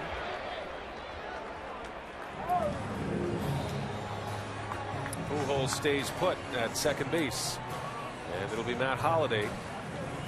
Zach Greinke during the regular season was a 16-game winner. He won 16 of 28 decisions, or starts, I should say. And he didn't make his first start, Brian, until the first week of May. Thought it was a great move from Milwaukee to bolster their staff, give them the chance to be a front runner in their division. Obviously it was. He's going to win a lot of games from Milwaukee if he can stay healthy. Still under contract next year for the Brewers. He missed his first 6 starts. He had a fractured rib playing basketball prior to games during spring training. Playing pickup basketball, and it cost him a little over a month as Holliday swings and fouls one back. Holliday's best swings are on fastballs away or the breaking pitch, which seems to really speed up his bat. That fastball in is the one that's giving him trouble.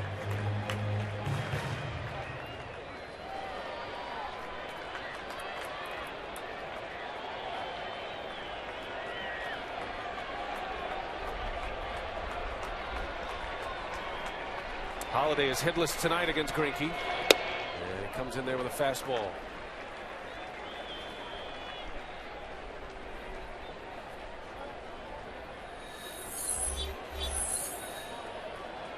Greinke pitched game 2 against the Arizona Diamondbacks. In the LDS, it was a 9-4 Milwaukee win. Greinke went just 5 innings, gave up 4 runs. 1 and 2 on Holiday.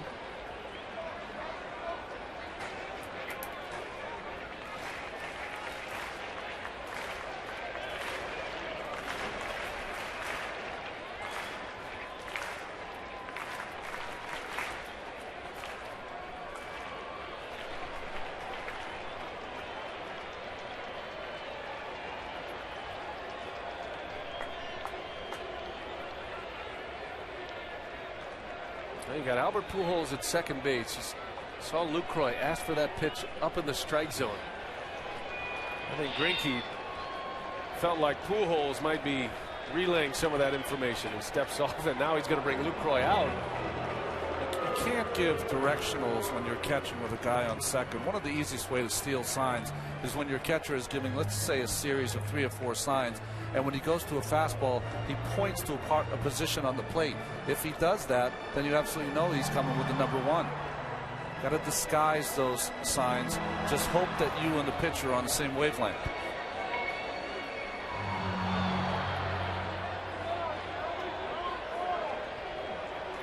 We'll see if Lucroy even bothers. He doesn't. Greinke's ready. The 1-2. And it's on the ground. And Betancourt with a diving stop. Throw to first. Not in time. Holiday can still run, and he beat that one out. An infield hit. And that whole sequence there, John, it changed for Zach Greinke. Instead of going with a fastball up, he ends up with a breaking ball against Holiday. Yeah, it's a pitch he can get to, and he's strong enough, even if he's out in front, to hit it hard. And like you said, he can still run. Good play keeping it in front of him here and preventing a run from scoring.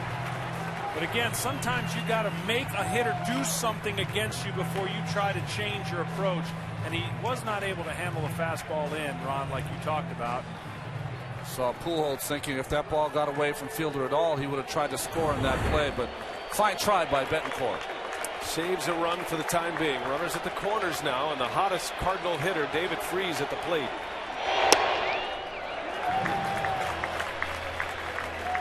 Freese has reached twice. He was hit by a pitch in the second, and then he singled in the fourth. He scored 2 runs. See where he ranks in Cardinal franchise history.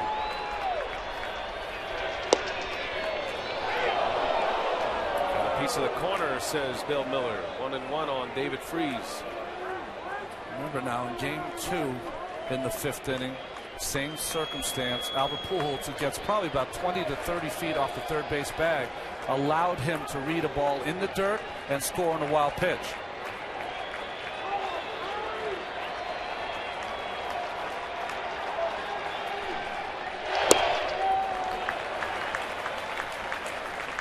Well, there was a stretch in this series. David Freese had 5 consecutive hits. Had hits in his final 2 at-bats in game 2. Included a home run, 2 RBIs, and then 3 hits in his first 3 at-bats in game 3. Part of that 4-3 Cardinal win. And now it's 3-1 on David Freese.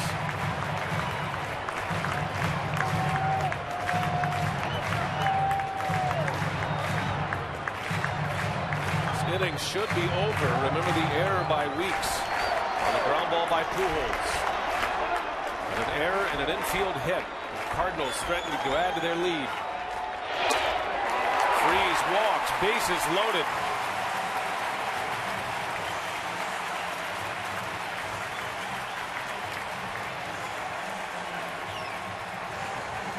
You see Rick Kranitz, the pitching coach, getting some walking orders from his manager, Ron Renicky, to go and bring to Zach Greinke. They ever had a play where the third baseman sneaks in as the pitch is thrown, they could get Albert Pujols sneaking off, getting aggressively. Don't know if he'll be as aggressive here with the bases loaded, but For Zach Greinke, he's got to get back to the fastball, horn it in for a strike, and then trying to maybe get something nibbling away. But breaking pitches have been less than good this inning.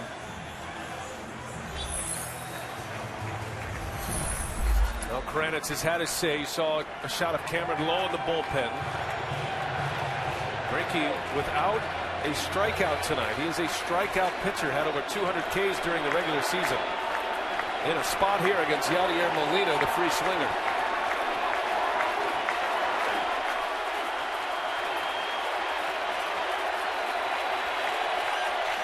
Molina 2 for 2 with an RBI against Greinke tonight. Well, to fake the third out of the stretch by Zach Greinke to try to keep Pujols close, although the bases are loaded, no need. I think for Greinke, when I watch him pitching now, John, talking about getting back to where he was, with all the misplays behind him, looks like he's pitching with frustration right now. Well, the interesting thing here is he's out of the stretch with 2 outs. He's been out of the windup with 2nd and 3rd and 1 out. If there's ever a time to go back to the windup, it would be now with 2 outs if you think that's your best chance of throwing your most quality pitches.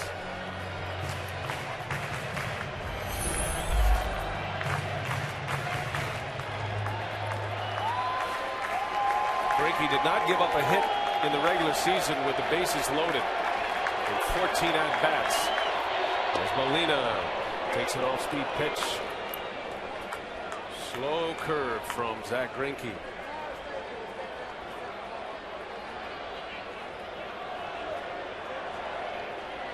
Pujols at third, reached on an error. Holiday an infield hit.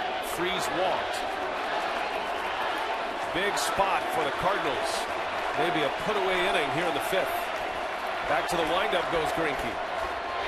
And Molina hits it high in the air, center field. Back is Gomez with room. He's got it. Greinke strands the bases loaded. Cardinals cannot score. We head to the 6th, 4-1 St. Louis.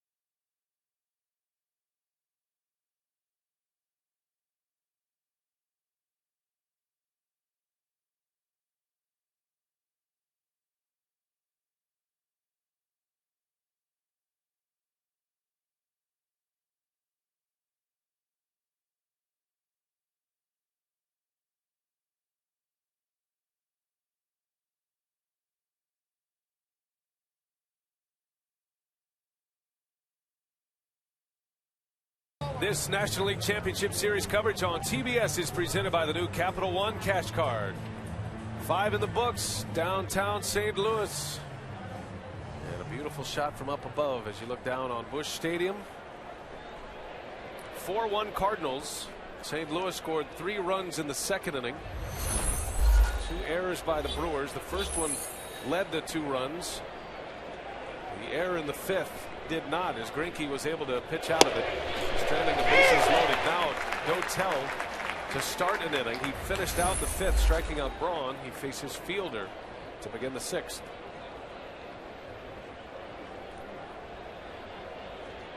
The St. Louis Cardinals trying to do something that has not been done. Talking about the starting pitcher story. Last time any team in the postseason had their starters go no more than 5 innings in the first 5 games of a series. Got to go to the 1984 World Series. San Diego Padres, and they lost that World Series in 5 games to the Tigers that year. Fielder bounces one to Pujols. Out number 1, Prince Fielder 0 for 3 tonight.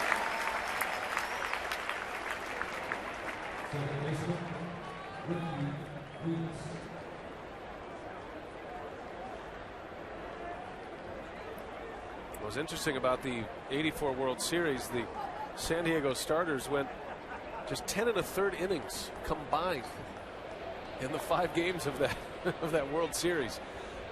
So it's not that drastic for Tony La Russa's starting pitchers. But only Carpenter has been able to get through the 5th inning.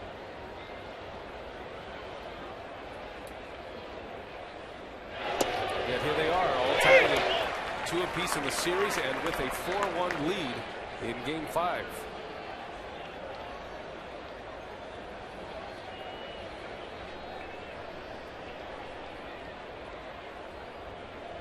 Dotel against Ricky Weeks with 1 away.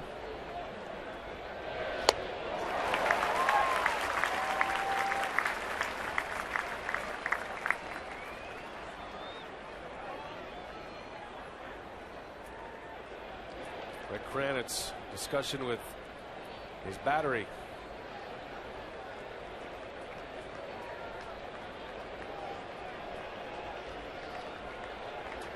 Could be a big inning for Zach Greinke, stranding the bases loaded in the 5th.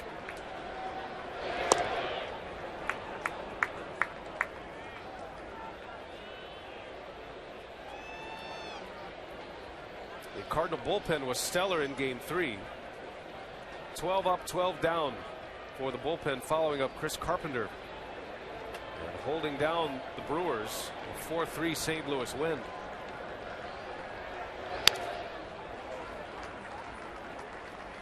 Tell, like we talked about before, when he's right, that long arm action gets on you quick with a fastball.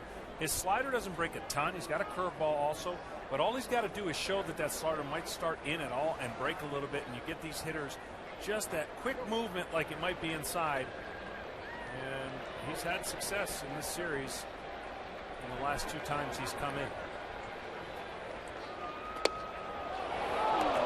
He's had success because he's been able to paint that fastball on the outside corner. If you look at his cluster of fastballs on the outside part, they either are on the corner or just missing. Dotel, a former closer, traded by the Blue Jays to the Cardinals. Saw him yesterday for a scoreless inning. And the 2-2, a swing and a miss. Ricky Weeks down on strikes. Octavio Dotel has retired 3. 2 up, 2 down here in the 6th. So you can celebrate America's game with Chevrolet. Upload a picture of your youth player and you could win tickets to the 2011 postseason among hundreds of other MLB prizes. Be a part of the Chevy Centennial celebration and enter for a chance to win at ChevyBaseball.com. 2 outs. Here is Betancourt. Swinging away at the first pitch. And Octavio Dotel is going to give the Cardinals 4 big outs. 3 up, 3 down to the 6th. St. Louis 4-1 over Milwaukee. We go to the home 6.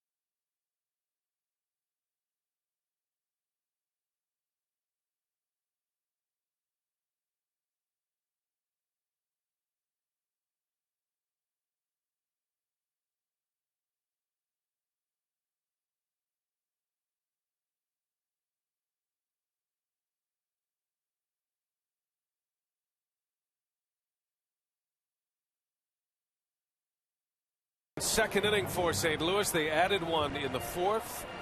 It was an RBI groundout by their pitcher, Jaime Garcia, who was then taken out of the fifth inning. But Octavio Dotel gives Tony La Russa and the Cardinals 4 up, 4 down. And now we head to the bottom of the sixth inning. Zach Greinke, the Brewers starter, back on the mound. Nick Punto leads off. First ball swinging. Fly ball to Gomez. One away. Rick Kranitz is on the phone to the Milwaukee bullpen. And with Dotel's spot in the batting order coming up, going to have a bat off the bench for St. Louis. Alan Craig, who started yesterday's game, will come on to hit. So the left-hander Chris Narveson will begin to get loose.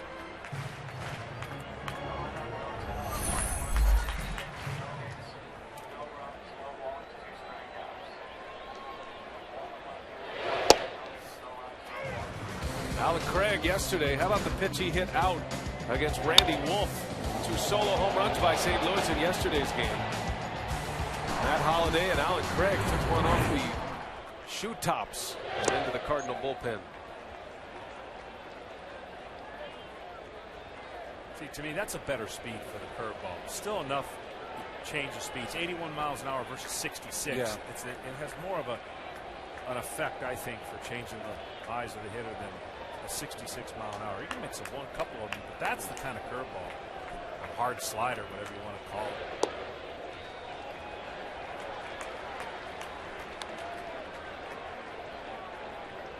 The only difference from the first game that he pitched, he's not getting hurt with that curveball because he's not throwing the first strike today.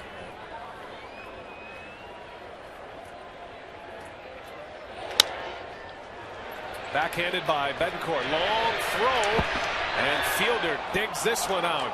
Nice play on both ends, Betancourt and Fielder. And there is out number 2.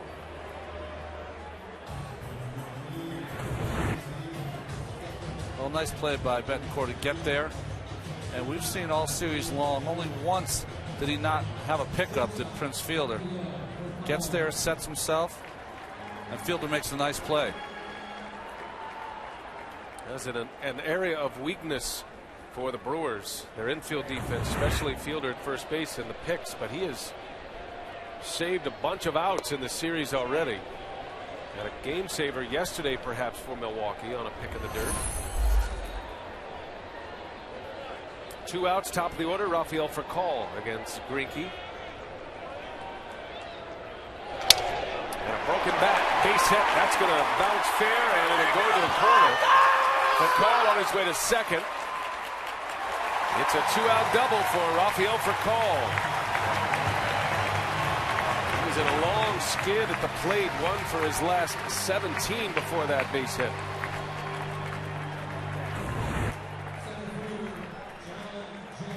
Jams him inside, breaks his bat, it sounded like. Nonetheless, hits it down the line for a 2-out double. Ball did not immediately come off the wall to Hart, so Furcal able to get in there. And now John Jay with a runner at second. The Brewers have a left-hander, Chris Narveson, in the bullpen. But it is Greinke who stays against the left-handed hitter, Jay. And on the first pitch, Betancourt bobbles, and another error by Milwaukee. That is the 3rd of the game, and that is going to bring Albert Pujols to the plate in this inning.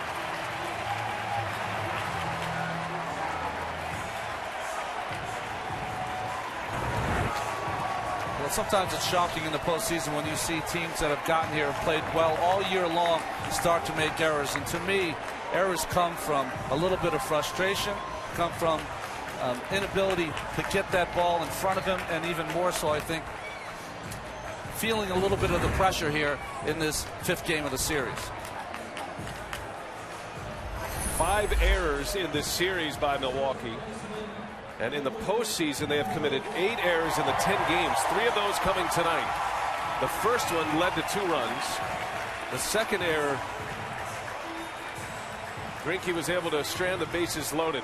But a lot of extra pitches. It turned the lineup over. And now Albert Pujols will dig in with a chance to do big damage. No better way to pick up your teammate as a pitcher than to get the best hitter out right here. But they're getting awfully heavy. He's been picking them up all night. Yeah, the 4 runs that are in, only 2 are earned against Greinke.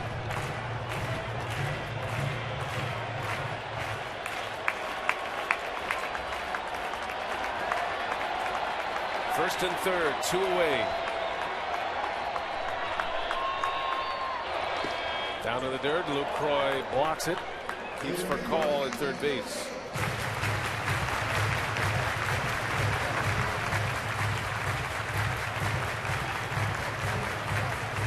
Albert Pujols usually rises to the occasion as you advance in the postseason. His last 24 League Championship Series games, he's hitting .409. That includes 8 home runs and 22 driven in.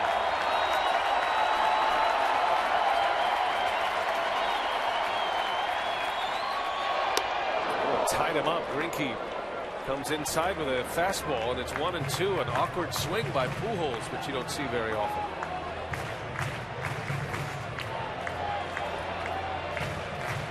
Hard to do 2 in a row against this guy. Got to use every quadrant of the plate. The imagination that you have, he's that good. Going back with a breaking ball. And Pujols rips one to left. A base hit. For call will score. The Cardinals take advantage of the error. It is 5-1 St. Louis. Albert Pujols with an RBI single with 2 outs.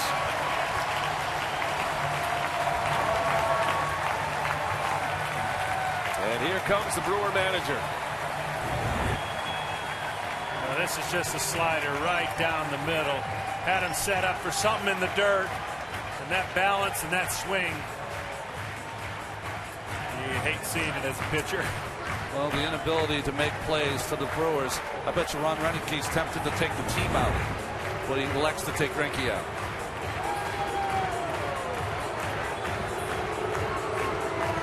Pitching change in St. Louis. Cardinals still have 2 on. We'll take a break and set up the new hurler when we come back.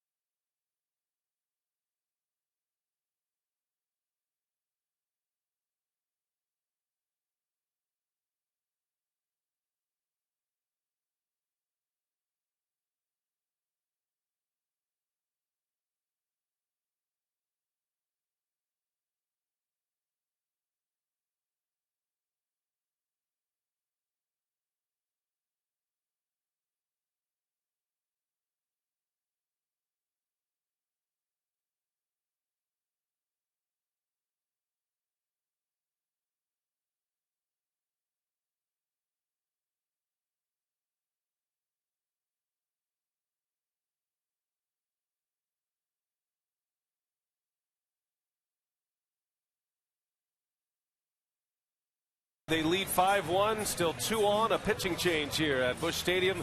And it was 26 years ago to the day.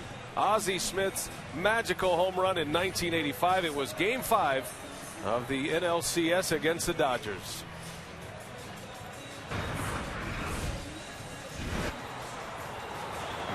Smith corks one into right down the line. It may go. Go crazy, folks. Go crazy. It's a home run, and the Cardinals have won the game on a home run by the Wizard. By the Wizard, that iconic call from the legendary Jack Buck, and it was Ozzie Smith who threw out the first pitch tonight. Always great to see the Wizard. The Outstanding Hall of Fame shortstop for the St. Louis Cardinals. Looks as spry as ever. He could probably do a backflip right now if he wanted to. Cardinals would go on in Game 6. Remember, Ozzie Smith's home run won that game. They would go on to Game 6. Jack Clark, a 3-run home run in the top of the 9th inning in Los Angeles. And they would advance to the World Series. That I-70 series between the Royals and the St. Louis Cardinals. How about that call by the Hall of Famer, too? Love it. You can still hear that call. You walk by the bust of Jack Buck outside the stadium. Zach Greinke is out. His defense let him down tonight. Now Chris Narveson is in for Milwaukee. And Berkman, slow roller. Hairston makes the play, and the out is recorded. A close play at first. The Brewers get out of the inning. Narveson on the first pitch, but the Cardinals add to their lead.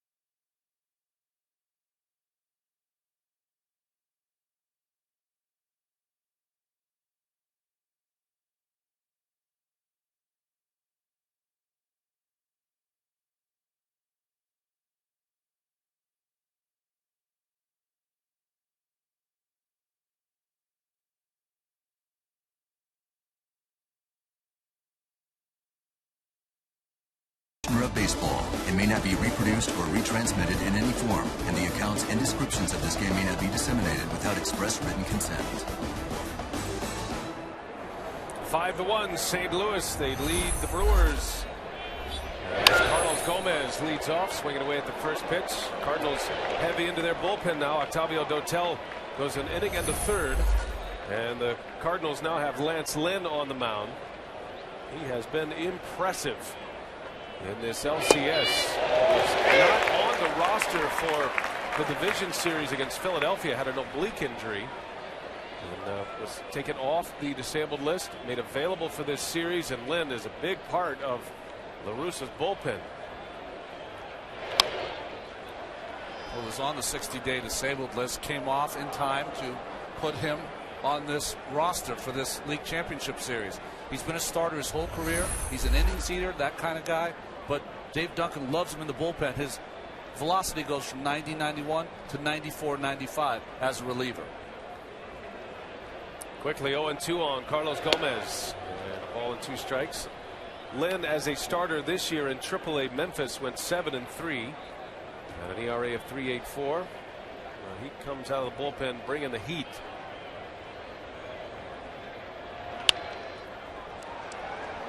In the air for Pujols. He'll give it a look, and it is off the dugout. As we check in with Craig Sager for more on Lance Lynn. We talked about in the AAA last year. He pitched for Oklahoma City in the deciding game of the playoffs. He struck out 16 batters. I talked to him before the game. I said, "You prefer to be a starter or reliever?" He goes, "Hey, I want to be a starter, but the fact that I can do both gives me a chance to pitch here." That's why he's in there right now. I think it's an interesting dilemma and a good choice they can make for next year on how they choose what position he fills for the Cardinals next year. Kind of fits into that Phil Hughes, Jabba Chamberlain mode. He's breaking in the scene here in the big leagues and very effective as a reliever. And Dave Duncan, as you mentioned, likes him in that spot right now. Gomez, lazy fly ball to center field. John Jay for out number one. Big Lance Lynn, 6'5", 250. Midwestern native. He was born in Indiana. From Brownsburg, Indiana.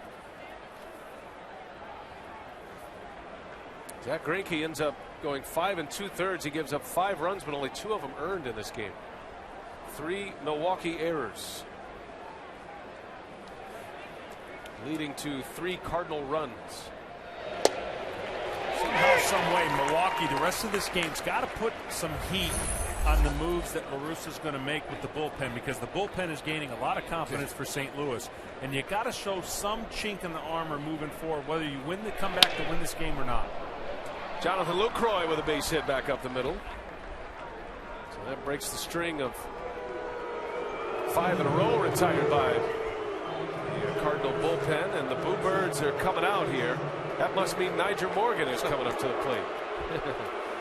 No. Tony Plush is coming up to the plate. I see, you're right. Yes. You don't have a problem with Niger Morgan. No. It's Tony Plush that they don't like. I see. His alter ego. We're going to get you an alter ego name, John. I'm working on it. Okay. Well, Niger Morgan will pinch hit. The pitcher spot. Narveson gets 1 out.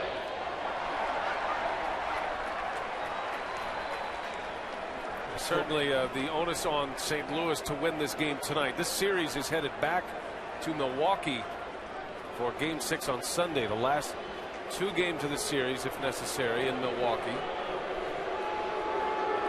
Cardinals certainly not wanting to go to Milwaukee having to win 2 games at Miller Park. But with every out, pressure starting to build for the Brewer offense against this Cardinal bullpen. They have been beating him with fastballs. He did get a hit down the line on the chalk. I think you just got to keep pounding fastballs until he's able to turn one around. On the ground to third, Freeze to second for 1. The turn to first. In time, a double play. The Cardinals go around the horn. Getting over as Lance Lynn puts up another 0 out of the bullpen.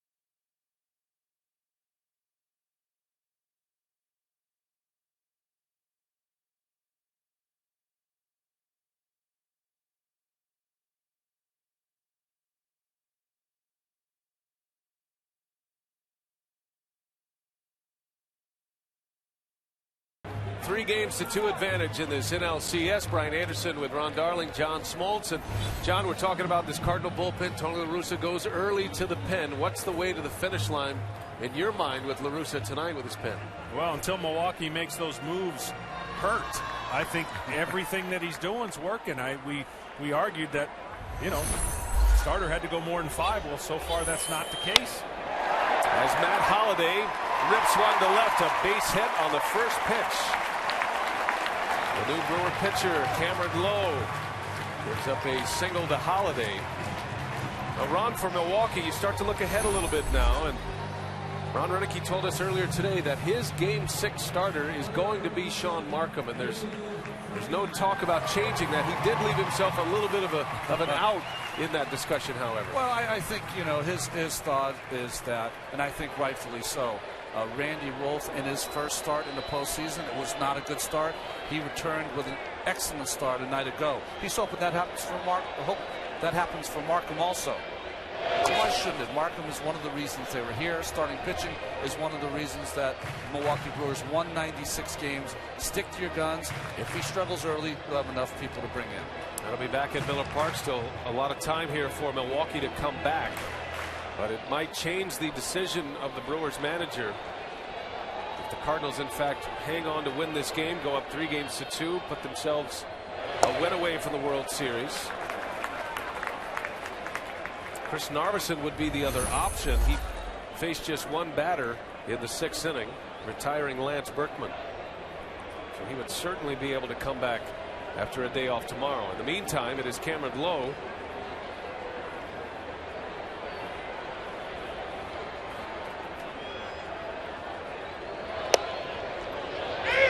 He's just trying to get outs. He didn't get a chance to get too many outs last time he was in. Some unfortunate hits. Then they got some hits, rattled him around. He just needs outs to reset his confidence. Lowe was the Brewers setup man for the first half of the season. He was pitching in the 8th inning, setting up for Axford. His sinker ball, ground ball specialist. And he gets a ground ball here. Betancourt to Weeks. And that's what Cameron Lowe does. Gets ground ball outs. The Brewers turn 2. Wipes out the leadoff single.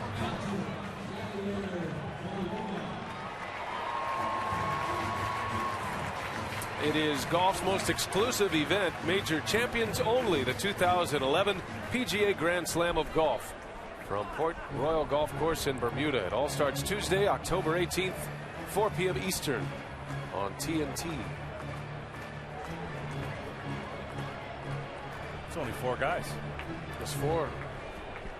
Got a battle against the best winners of the year, the major championship winners. One day you'll be there, John Smoltz. Yadier Molina on the first pitch, a base hit. His 3rd hit of the game.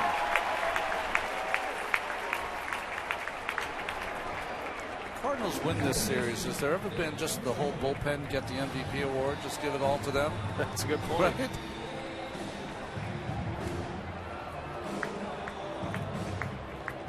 Bullpen has come up big in the victories, especially the Game 3 win. 12 in a row retired by the St. Louis bullpen. This is the work they have logged so far. A 1.83 earned run average. They've covered 19 2/3 innings. This is Game 5. And still 2 innings to pick up here tonight. The 19 2/3 compares to the starting pitchers going 22 1/3.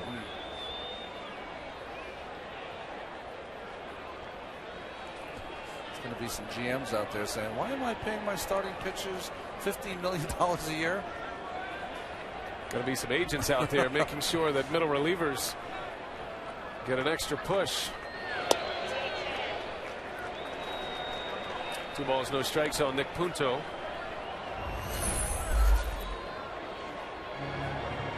A real key moment in this game occurred in the 4th inning with Nick Punto when he was at the plate with 2 on and nobody out, and La Russa had a bunt, the 8th place hitter. That brought the pitcher up. Jaime Garcia delivered with an RBI groundout. That gave the Cardinals at the time a 4-0 lead.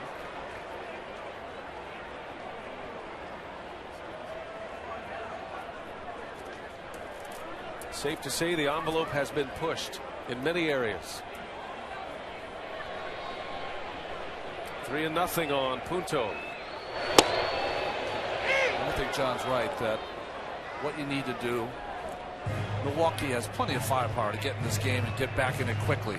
But how are you going to do that? You need to really start punishing some of these relievers that are coming in. Put it in their head, even if you don't come all the way back in this game, the next time they go out there, they know that they have a history of giving up some line drives. Molina takes off, and there is ball 4. Molina running on a 3-1 pitch. Punto draws the walk, and the Cardinals threatening once again. A couple of key moments in this game.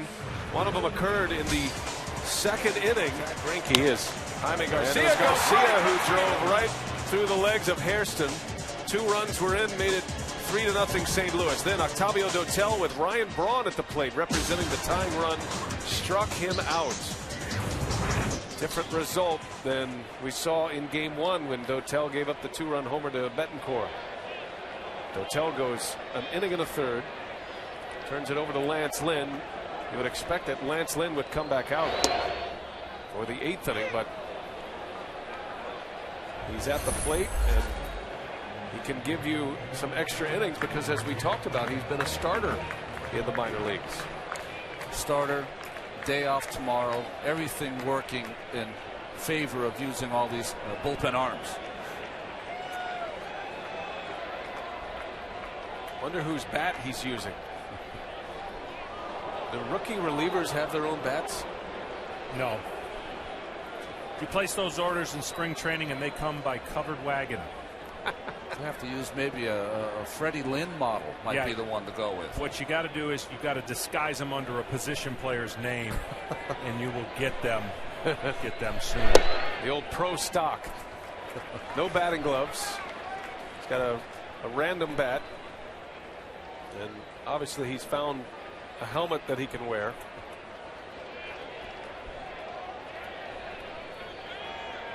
I watched Willie Harris turn his season around for us with a giveaway bat. He went 5 for 5. No way. Yes, he did.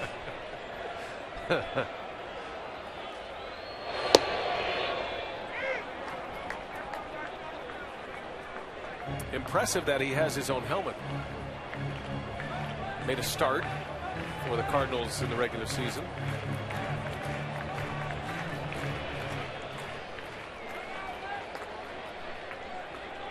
Just wonder, now Lynn is coming off an oblique injury. Is he up there just to take? He might as well be using a table leg at this point. But Lowe throws him a breaking ball. And now it's 2-2. And at some point, Cameron Lowe is going to have to find out if he's up there to swing or not.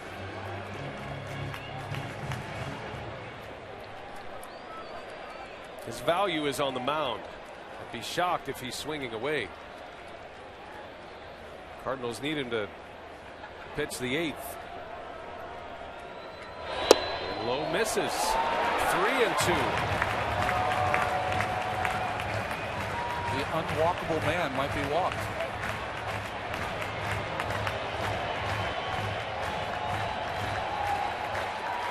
Runners will get a head start. Lynn getting as small as he can, as best he can, at 6'5" and 250. There they go, the 3-2, and it's right down the middle for a called strike 3. Doing his best Eddie Goodell impression. But he'll be back on the mound, and the Cardinals have a 5-1 lead.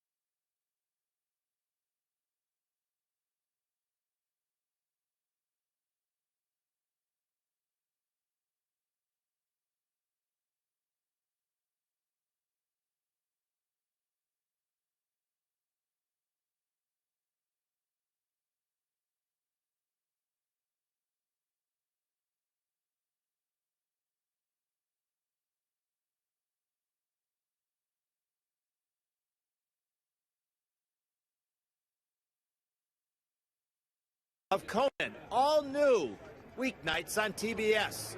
The Conan Blip, an aerial coverage of the NLCS between the Brewers and Cardinals. High above beautiful downtown St. Louis, brought to you by AT&T. Rethink possible. Back down to you, Brian. All right, Craig. Amazing how he can stay so composed standing on the edge of that blimp. Corey Hart leads off, and a base hit to left field as Lance Lynn on the first pitch gives up a single, and Milwaukee with a base runner.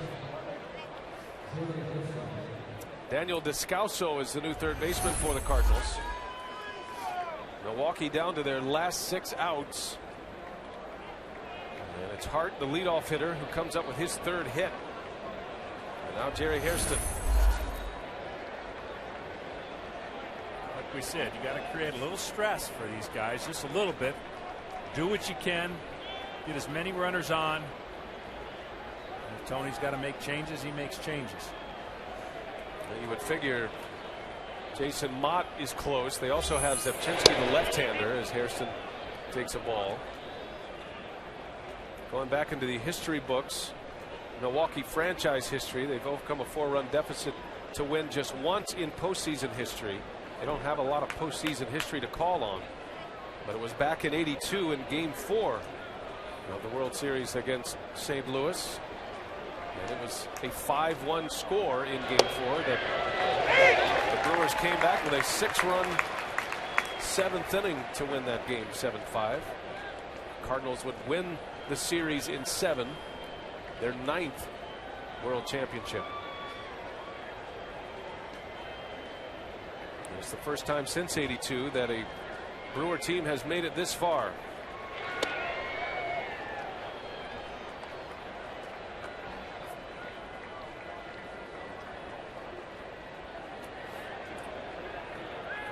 Pitch count right here for Hairston. Looking one area only. Try and drive the ball in the gap.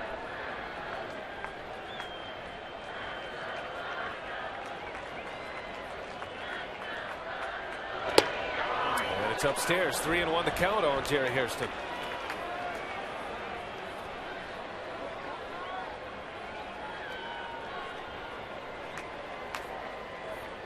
Lance Lynn with 4 scoreless innings in his first postseason, his rookie season in the major leagues.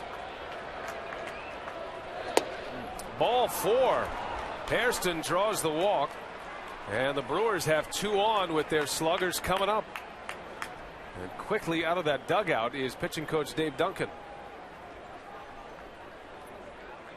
Well, shouldn't have affected Lynn, but we talked about him being a starting pitcher, a guy that got a big out, went through an inning, sat down, took an at bat, and went back out there.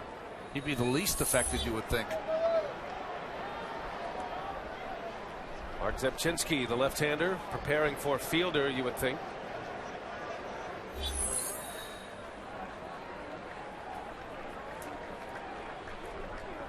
So Lance Lynn, a matchup with Ryan Braun. Big spot. And John, how about we go back to the 5th inning with Dotel and Braun? Well, this is as good as it can get for Kane, staying committed to the outside part of the plate, making Braun reach, and then just a little bit of a wrinkle to keep him off balance. Probably not the best slider, but he had seen fastball away, and the off speed got him more than the location. Swings at the first pitch.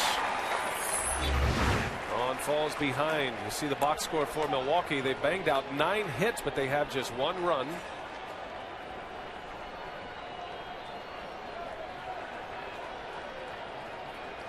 Braun had a double in the first.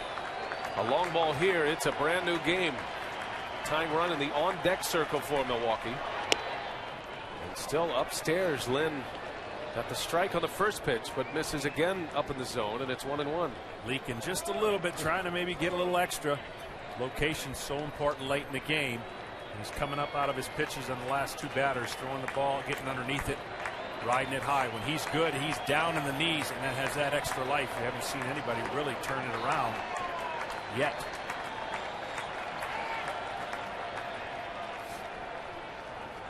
I think this guy could, though, at the plate. Yes, he can. He's capable. I think the key, we were talking about it in between commercial, a lot of big swings from the Brewer hitters tonight. Almost like everyone's trying to hit a 3-run homer to get them back in the game. A nice double, like you said, John, gets them right where they want to be. And a base hit here is going to force La Russa back to his bullpen. Braun bounces one up the middle, over to cut it off for Call, and is able to get to the bag for the out. Light on his feet, Rafael Furcal. An out at second. That's the first out of the inning. First and third for Milwaukee now. And decision time for the Cardinals with Fielder coming up. Well, what Furcal was trying to do is beat that ball to the spot where he'd be able to touch second and complete the double play. But that bag was a little too far for those littler legs. Right here, he was saying, go, go, gadget leg. Extend out. But he ended up getting the big out. At this point, outs, even if you give up a run or two, are important. So a pitching change coming up. Lance Lynn is out. Runners at the corners for Milwaukee. And the left-hander coming in to face Prince Fielder. We'll take a timeout.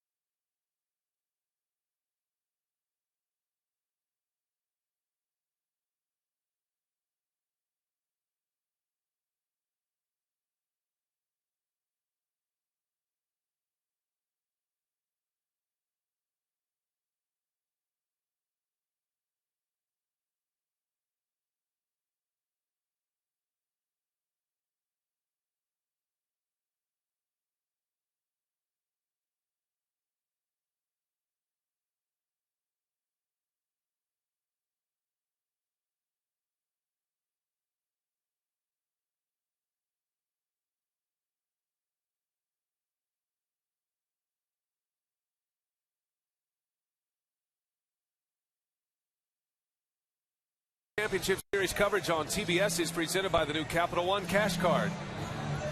The Cardinals with a 5-1 lead, trying to take a 3-2 lead in this best-of-7 series, as this one moves back to Milwaukee Sunday. But the Brewers are threatening. First and third, one out. And Prince Fielder is coming up, and Tony La Russa goes with his left-hander out of the bullpen, Mark Zepchinski. He's been pretty good against Prince Fielder. He's given him a steady diet of sliders away. Zepchinski throws just hard enough to keep you alive, though, for that fastball. Zepchinski appearing for the 4th time in this LCS. Struck out Prince Fielder in their last confrontation in Game 3. This is a big moment here in the 8th inning. One away, first and third. Tying run still on deck for the Brewers. Fielder, a little bouncer foul. One thing he hasn't done yet is he hasn't hung one of those breaking balls. That'd be the only thing that really could get him in trouble here with the power that Prince has. He's been real good away, getting him to reach and sweep the ball away from Prince Fielder. You know, the way that Mott threw the other night, though, you got to feel if you're the Milwaukee offense, this is your shot. Or maybe last shot. Got the heart of the order up. And men on base. And he goes. Fielder cannot check his swing. It's now 0-2. Well, this is it right here. Slider off of the fastball. Almost the first pitch, show pitch. Good tight spin.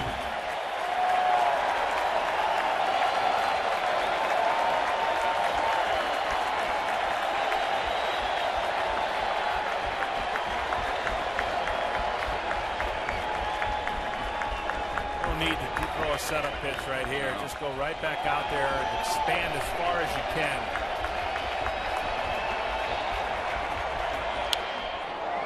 Tried a fastball. Fielder fouls it back.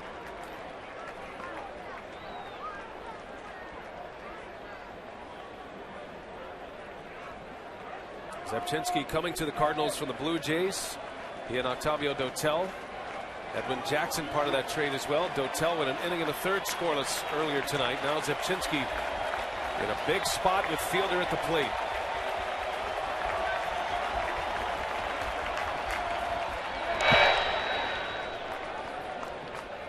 With Braun still at first, the Cardinals set up to turn 2.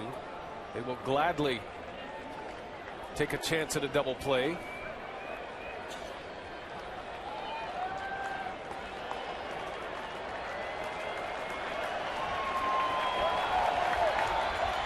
And a swing and a miss. Fielder strikes out. Zepchinski gets him again.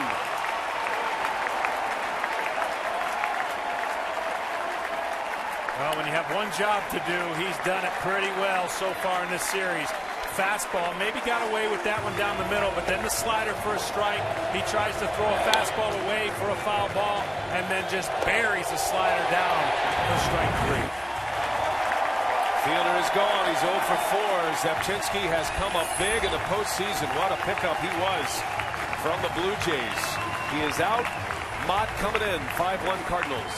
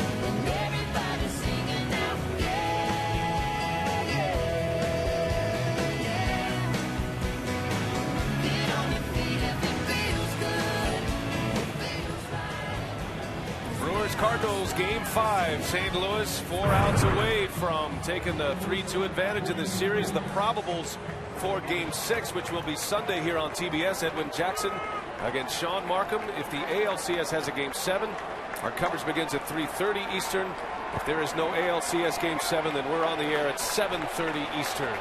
Game 6 Sunday. 2 outs, 8th inning. Jason Mott, the Cardinal closer, is on the pitch, facing Ricky Weeks with runners at the corners for Milwaukee. A 5-1 Cardinal lead. Facing Jason Mott, you really can't be long at the plate. You've got to be short and quick and try to pick an area of the plate and guess right against his fastball, because he's been outstanding since really being the unnamed closer, coming in throwing BBs. Like the unknown comic, the unknown closer.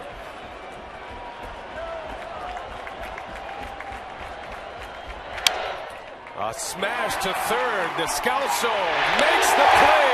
Mott is out of it. Descalso just put in for his defense. Makes a beauty to end it. And the Brewers strand 2. The Cardinals now 3 outs away from victory.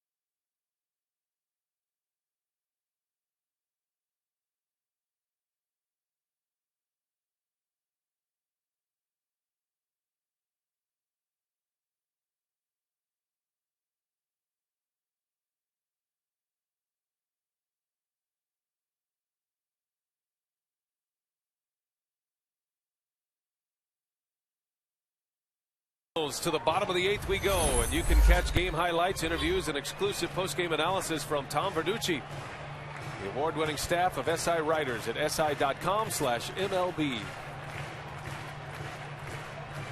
Marco Estrada is the new pitcher for the Milwaukee Brewers, and he'll face the top of the order: Rafael Furcal, John Jay, Albert Pujols. Each club with 9 hits, but the Brewers with just 1 run on those 9 hits. Cardinal bullpen has been able to strand some runners aboard. Furcal is 1 for 4, had a double and a run scored in the 6th. He scored the 5th St. Louis run. Story tonight, at this point, Milwaukee's defensive lapses. 3 errors in this game that have led to 3 runs. Pop up. Foul territory. Betancourt, the shortstop. Forward out number 1. Well, this totally changes strategy, everything. This is a 1-run ball game, and that error right there, Ron, made it a 3-run ball game. Bad throw here by Ricky Weeks. Pujols could advance, and then the simplest ground ball is not handled by Betancourt. Been an inning ender. Instead, Pujols came to the plate and drove in that 5th Cardinal run. That was in the 6th inning. John Jay batting for the 5th time. 0 for 4. 5 runs on 9 hits for St. Louis. Cardinals have had a number of chances to break it open even more here tonight. They've stranded 10 runners on base. Just 3 hits with runners in scoring position tonight, 3 for 13.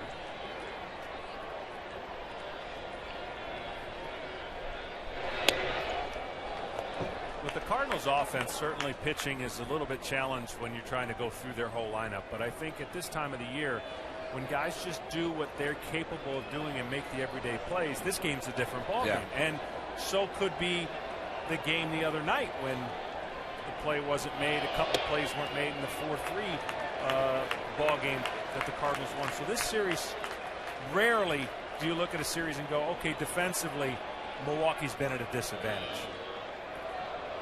And that has been a nemesis for Milwaukee all season, especially their infield defense, and it has proven costly tonight. And you can make up for some of that if you got some guys out there that can strike you out. But we saw today, Zach Greinke did have 0 strikeouts. And he's your pitcher on the mound that arguably, you know, over 200 strikeouts, and he's got that kind of swing and miss stuff, but just was not able to put himself in positions to strike anybody out in key situations. As John Jay draws the walk. So a man on, and here comes Albert Pujols. You don't know where this season's going. This could be potentially his final at-bat in a Cardinal uniform here in St. Louis. And the fans recognizing that. Knowledgeable a fan, baseball fans will get anywhere here.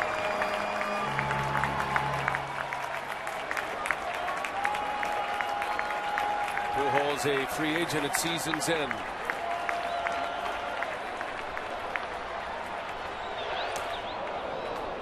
As we send it down to Craig Sager.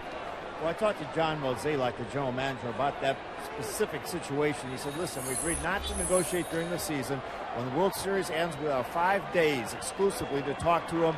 We have an offer. It will remain confidential. After the 5 days, if we can't reach an agreement, he will become a free agent. However, let me tell you, we want everything we can do to get him back in the St. Louis uniform. There's a lot of uncertainty in the fans, in their minds, but we are committed to bringing Albert back. Back to you guys. There's John Mozeliak, the Cardinal general manager. And a very similar story in Milwaukee with Prince Fielder. Can't imagine Pujols in any other uniform than a Cardinals uniform.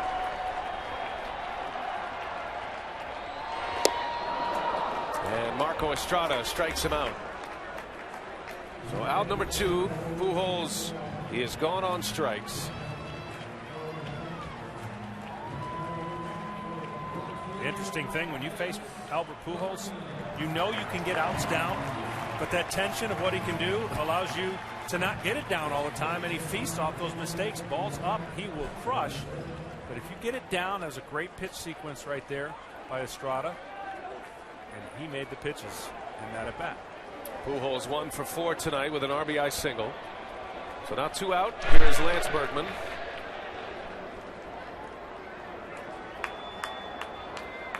Remember, if the Cardinals do advance to the World Series, they will have home field advantage for the first time in this postseason. The National League has home field advantage due in large part to the Brewer first baseman, Prince Fielder, who was the MVP of the All-Star game at a 3-run home run. And, this was the swat that gave the National League the lead in Arizona. Fielder booed the day before, cheered loudly in Phoenix after that 3-run home run off C.J. Wilson. So wouldn't that be something for St. Louis to have to play on the road as the underdog to just get into the postseason by the skin of their teeth and end up in the World Series with home field advantage? It could happen. Fielder would love to give himself home field advantage in a Brewers uniform.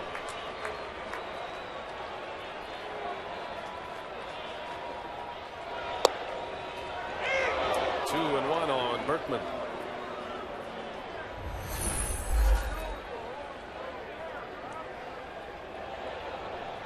Berkman had a hit in the second inning. 1 for 4 tonight with a run scored.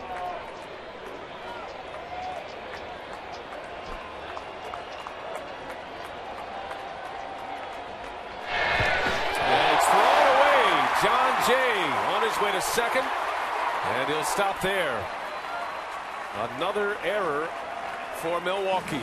Number 4 in this game. A throwing error from the mound puts John Jay in scoring position. Ron Renick's got to be, well, let's hope we get them all out tonight. That ball thrown as Fielder was going back, not even close.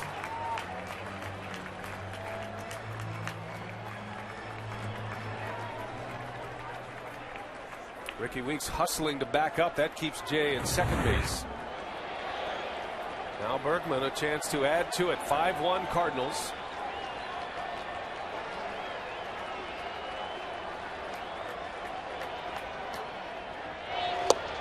Oh, it took something off. Berkman out in front. The most errors in a League Championship Series game, 5, done twice. The Dodgers in '74 and the New York Yankees in '76. The Brewers with 4 tonight. Estrada pitching Berkman away. The big shift to right field by the infield leaves that wide open at the shortstop position.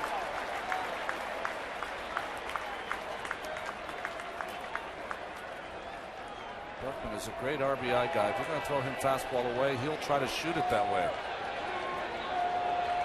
We saw Berkman beat the shift in game 1. Slapped one through that hole. That's all it would take to score a run here. Full count, 2 outs. Count stays at 3-2. Looking ahead to the Milwaukee 9th inning. They're at the bottom of their batting order. Betancourt will lead off the shortstop, and then Gomez, followed by Lucroy. Those are the scheduled hitters. Although Renicky does have some left-handers on his bench he could call on.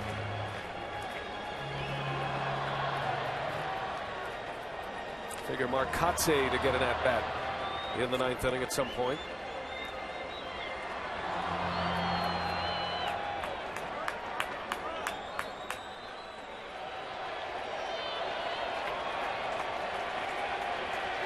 Do it again. 3-2 the count. Berkman lays off. First and second. 2 walks in the inning by Marco Estrada. And it's going to be Matt Holliday now with 2 on and 2 away. Great at bat by Berkman right there. I think anybody who hasn't been here done that before. You can get real aggressive trying to drive in a run, and he just patiently waited for his pitch. The next guy, put it on the next guy. Bergman taken out for a pinch runner. Adrian Chambers will be the runner at first, and he'll stay in the game to play right field.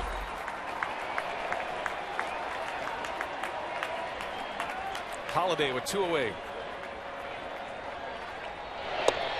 Tony La Russa was talking about Holiday. He said that a couple days ago he felt like he was pressing, that he'd lost a little confidence because he didn't play a lot in September. But 2 hits yesterday, 2 hits today. His swing is starting to come around. Holiday with an infield single in the 5th inning, and then he slapped one to left field in 7th.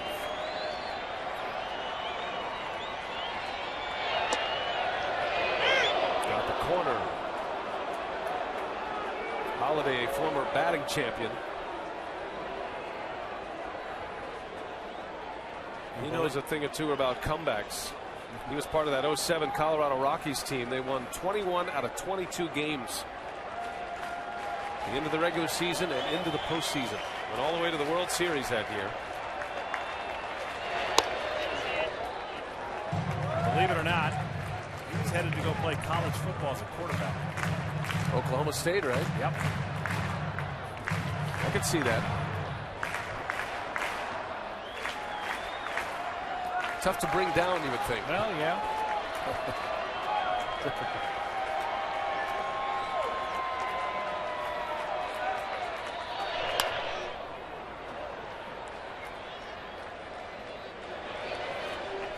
Holiday signed to hit behind Pujols. He was with the Cardinals, came over in a trade in 09. He was with that Cardinal playoff team in 09. And then re-signed with St. Louis. Cardinals adding Lance Berkman to create some kind of triple threat in the middle of their order as Holiday whistles one. That is going to go to the wall. A run is in, Jay. Here comes Chambers. And he will score. Matt Holiday. A knockout punch, perhaps. 7-1 St. Louis.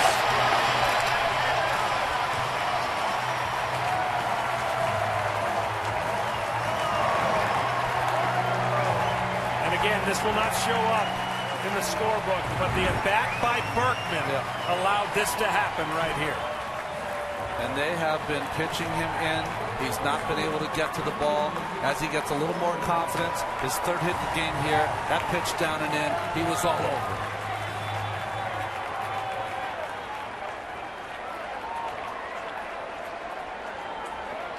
And the reaction from the Cardinal dugout.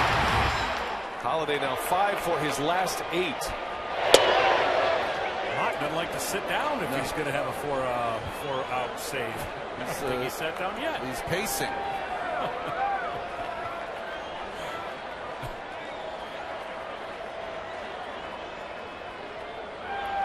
Damage with 2 outs for the Cardinals. So Descalso pops up, inning is over. St. Louis gets 2 more as Matt Holiday drives in a pair, 7-1. The Cardinals send Mott back to the mound. They're 3 outs away.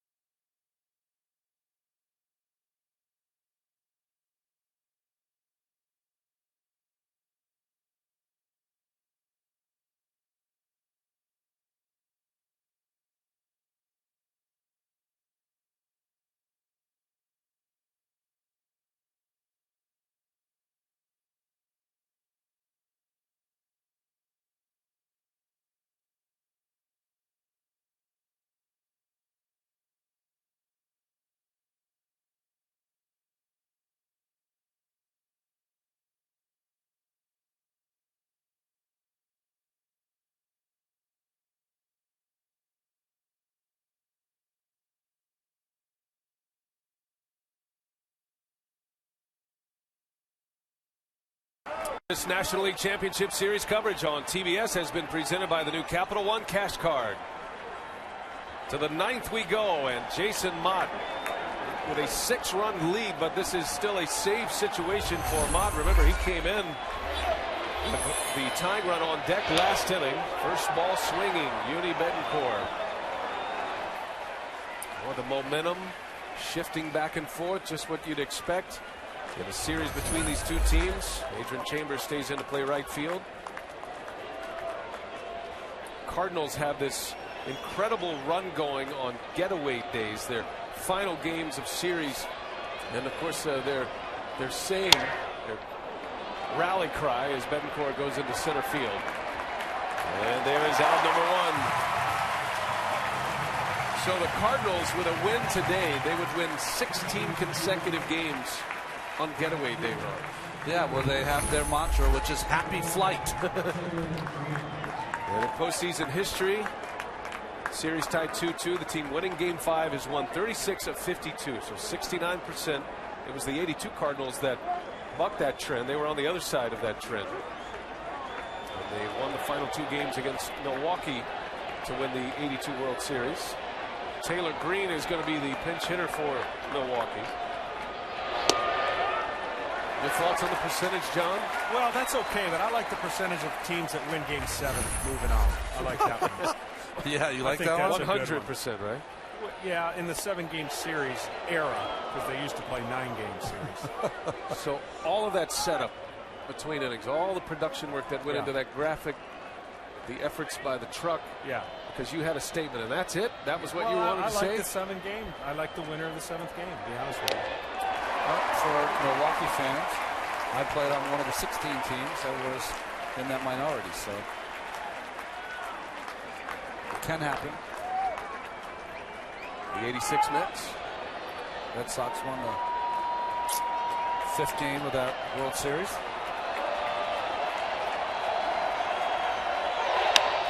Taylor Green lifts one in the air. For call will make the call, and it's actually John Jay who steps in to make the catch. 2 outs in the inning, and the Cardinals are an out away from putting the Brewers on the brink of elimination. Stay tuned for Inside MLB presented by Captain Morgan. Live from Busch Stadium, there they are, Matt, Cal, Eck, Boomer Wells. They'll bring you highlights of today's game, post-game analysis as well.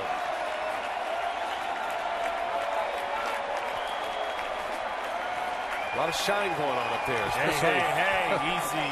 On the left side of that. Craig Counsell pinch hitting. One note about the St. Louis Cardinals at Miller Park. Yes, the Brewers, the best home record in baseball, but the Cardinals have won 5 of the last 7 games at Miller Park. That includes Game 2 of the NLCS. So of all the teams in the National League, it has been the Cardinals who have had the most success at Miller Park.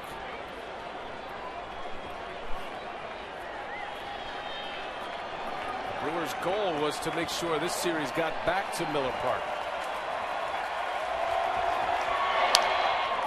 Counsell pops it up, and this should do it. The Cardinals are a win away from another World Series appearance as Jason Mott closes the door. It's a 4-out save tonight and a 7-1 victory for the St. Louis Cardinals.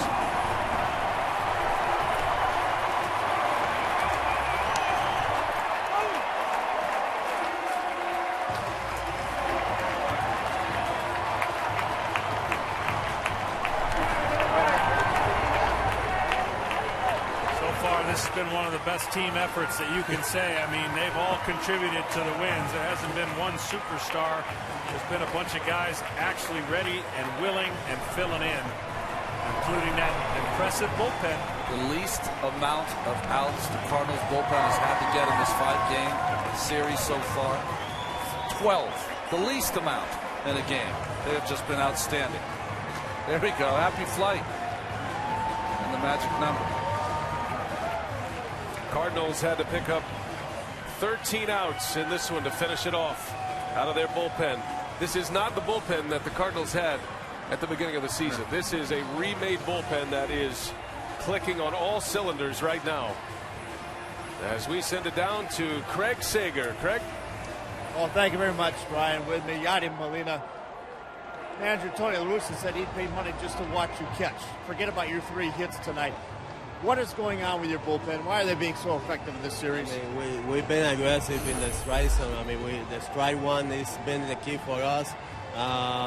We're having a good series right now, and hopefully we can do it for one more game. The last 3 times that Ryan Braun was up 2 men on base each time. You got him out with a pop-up, a strikeout, and a ground-out. He's one of the clutch hitters in baseball. What's your game plan against him tonight? You know, we know that it's going to be aggressive, so we're just trying to make pitches. He's a good hitter, so that was a good time for us to spend the summer. He chased, so I think that was the key. The offensive end of it. You and Matt Holliday had 6 of the 10 hits. Why are you so comfortable at the plate? Right now we like a team. We stepping pretty good at bat. We're seeing the ball pretty good. I think that's the key. All right, thanks a lot. And here is Matt Holliday. Matt, we don't have to ask you any more questions about your hand and how you're feeling. 5 hits your last 8 at bats. You got it going. What's the difference? Well, my timing's better. I'm able to work on my swing a lot lately, which I wasn't able to do for a while. So, I'm just grateful that I had an opportunity to help the team out. Sometimes when you don't come through, it burns because you want to do it for your guys, and to get a couple hits feels pretty good. We mentioned that you were on a team in Colorado in 2007 that went on a stretch run, winning 21 out of 22. How is that team compared to this one, and how, again, this team was counted out and you keep winning? It's similar. I thought after that season, well, I'll never probably really experience anything like that again. And the Lord has put me in this team, and somehow it's been crazy. A lot of similarities with family atmosphere and fun stuff that comes up, and we've just been finding ways to win. It's a team. It's a group effort. It's never one guy, and we're just finding ways to win. Hopefully, we can find a way to win 5 more. How surprised are you that you're leading this series 3 games to 2 without a starting pitcher going past the 5th inning? We're just trying to win. Tony's just trying to do whatever he can to win, and if the spot calls for it, our bullpen's been incredible, and they've really fit into roles, and it's been fun to watch. You'd like your starters to go deeper, but when you got a bullpen that's as deep as ours, you got that option. Last 16 times you've had a getaway day. It's been a happy flight. Here you are again. Congratulations. Yeah, thanks. It should be a fun flight if we can catch some college football tomorrow.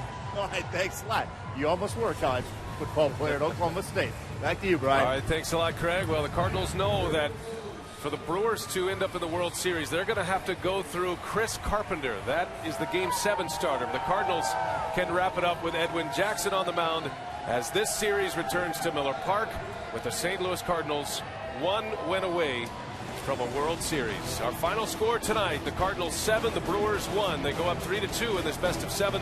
Be sure to tune in Sunday on TBS for Game 6 of the Cardinals and the Brewers. For Ron Darling, John Smoltz, Craig Sager, and the rest of our crew, I'm Brian Anderson saying good night from St. Louis. TBS is your exclusive home for the National League Championship Series. Now after the break, stay tuned for Inside MLB presented by Captain Morgan. Remember to drink responsibly. We're headed to Milwaukee. 3-2